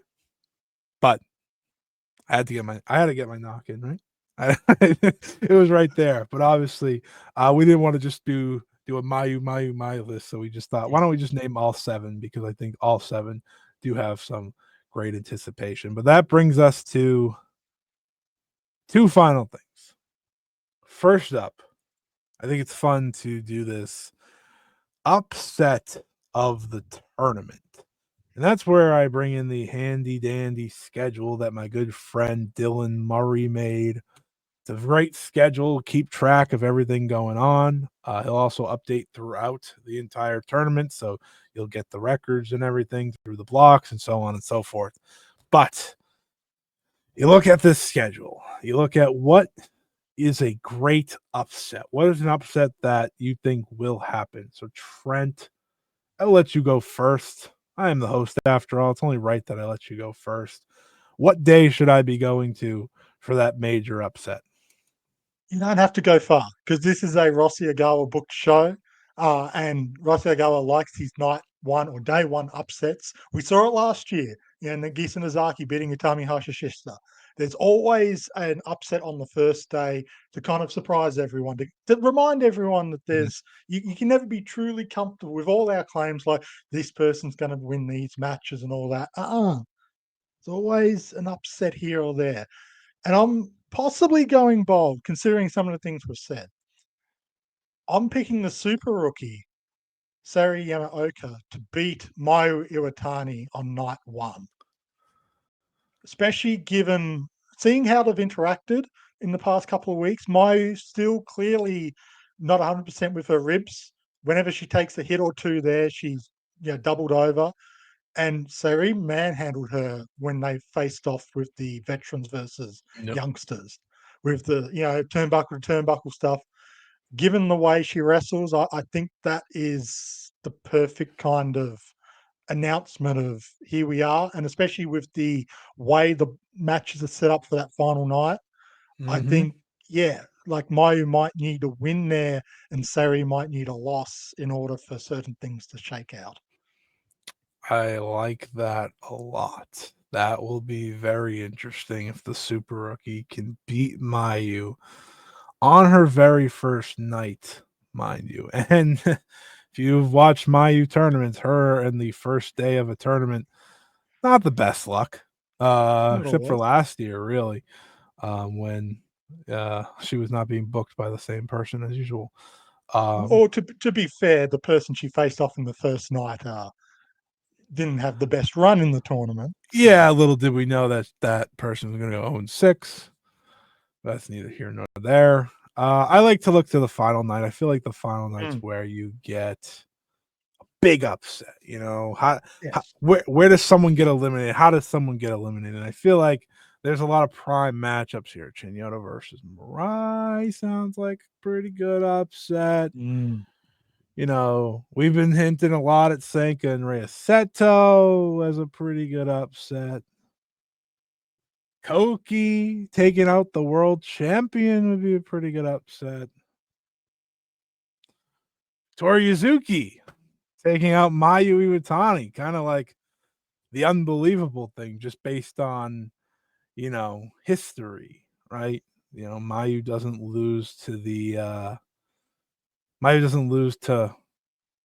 her student ever. It's just not a thing that happens. How bold do I want to get? The question. Oh, how bold do I want to get? Because here's the thing. I'm pretty confident. I feel like a Nearly Miku 3 Aono hours versus in, people aren't listening. You can get as bold as you want. that's true. I feel like Miku Aono versus Mai Sakurai could be like one of those, you know, go to a draw maybe and get Miku in type thing. So, you know, maybe that'll be the draw of the night. I'm going to go with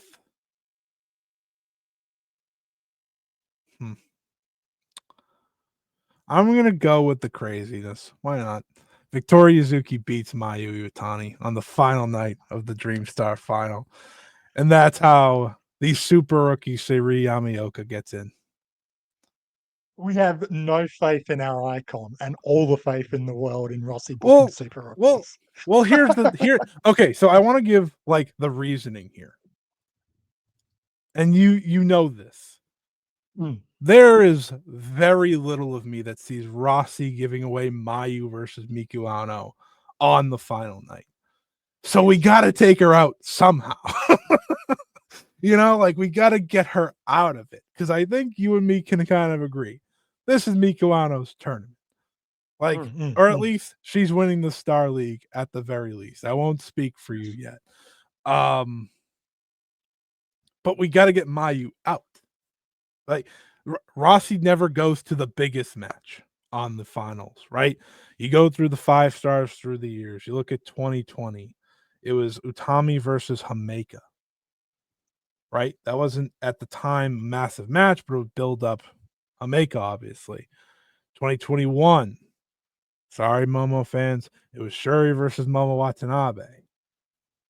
At the time, once upon a time, people, you know, Julie was being Bob. Obviously, she got hurt.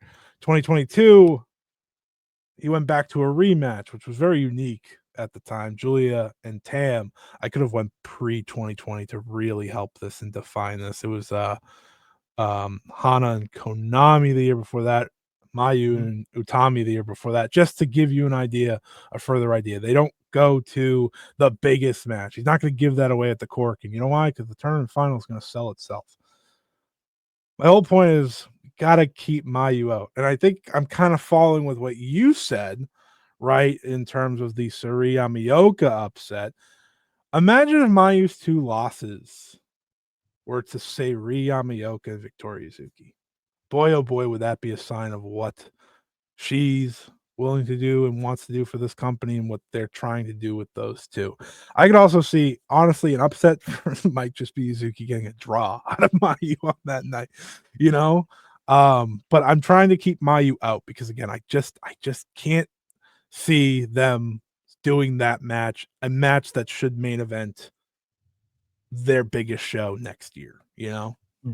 So I that's think where a I'm at. draw is very likely. I think they saved the Yuzuki win for a Yeah. bigger platform in of itself. I Oh, think the I draw agree. is very possible.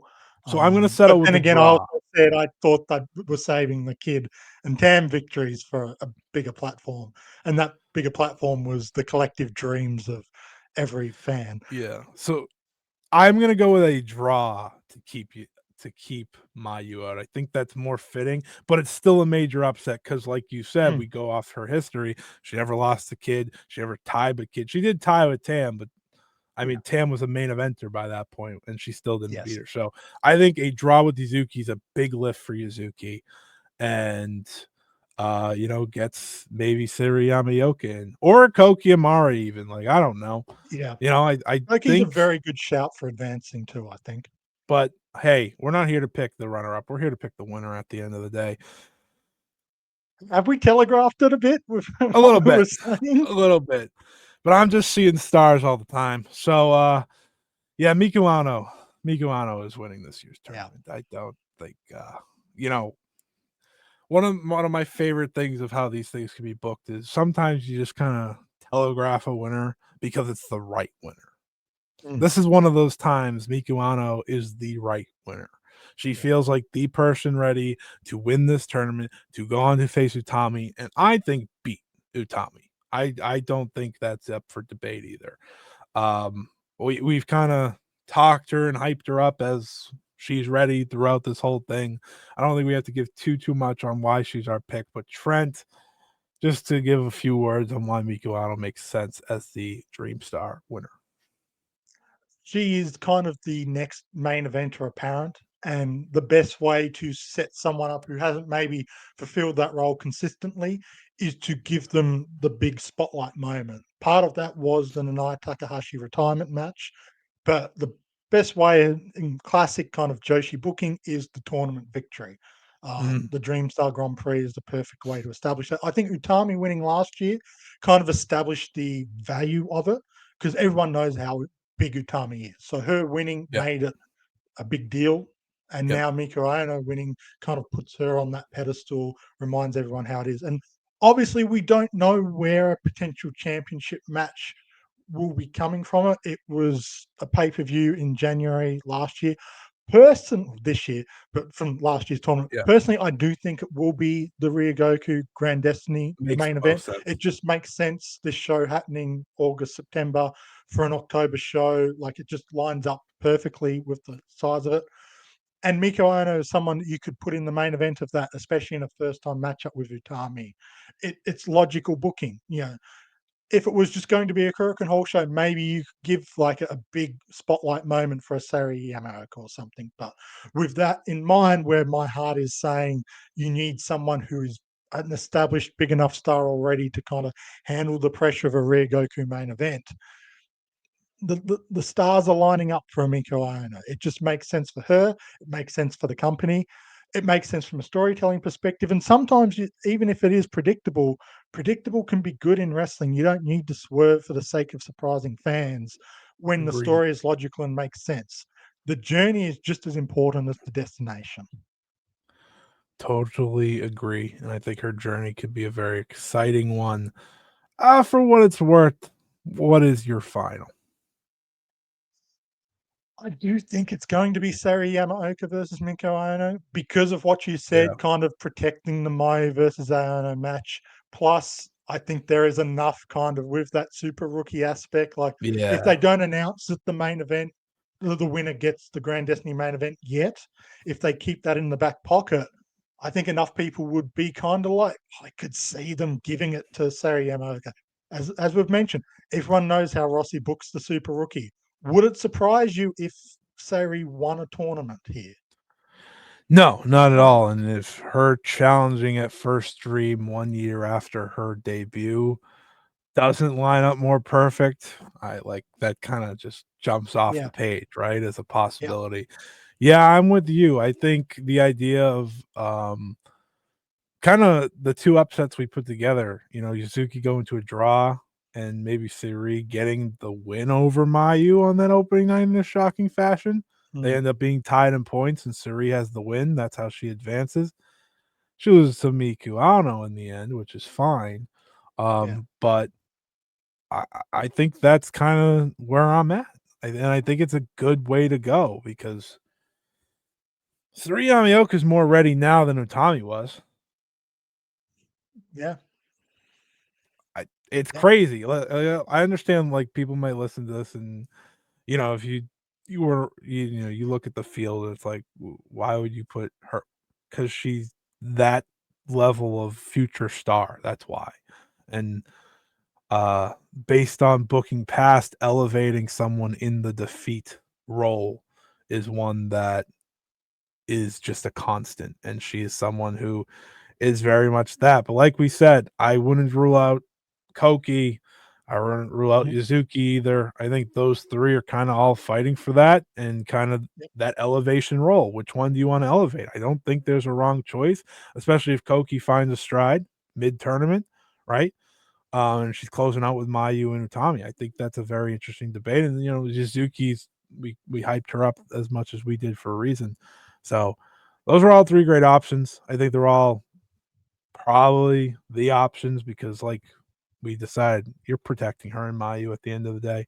You're not putting her and Miku out there for free. That's a world title match Impossible. somewhere down the I'm line. not going to complain if he puts it there because No, like no. 15 minutes, like you could easily book to a bigger match in the future. But like we know Rossi likes to keep the big first time matches in his pocket and protects the main events of the finals do tend to be kind of matches you don't expect to be the big ones. So I think Mhm. Shuri versus Momo probably is the biggest, and Tam versus Julia are the biggest ones. But as you Yeah, said, Tam Julia was a rematch. Like first time right. matches don't tend to be big in the finals. So So that will be interesting, but that's the excitement, and that is our preview 3 hours later. Thank you, everyone, for listening. Before we get out of here, Trent, any plugs before I run away? just as you're going through the tournament, obviously you probably don't want to listen to all 3 hours of this podcast when you're trying to get ready and remind yourself which wrestlers this, what are they about, and all of that. Keep the not the physical, but keep the written copy of my Dream Star Grand Prix guide, which is available on RESURA.com. Available, keep it handy, bookmark it or whatever, so you can check it out. Or just download the pictures. Look, I'd rather you check out the website so we get the view counts each time, but download the pictures because I have the names in Japanese and English on the photos and their records and stuff. It makes it easy to just remind yourself who's who and all of that.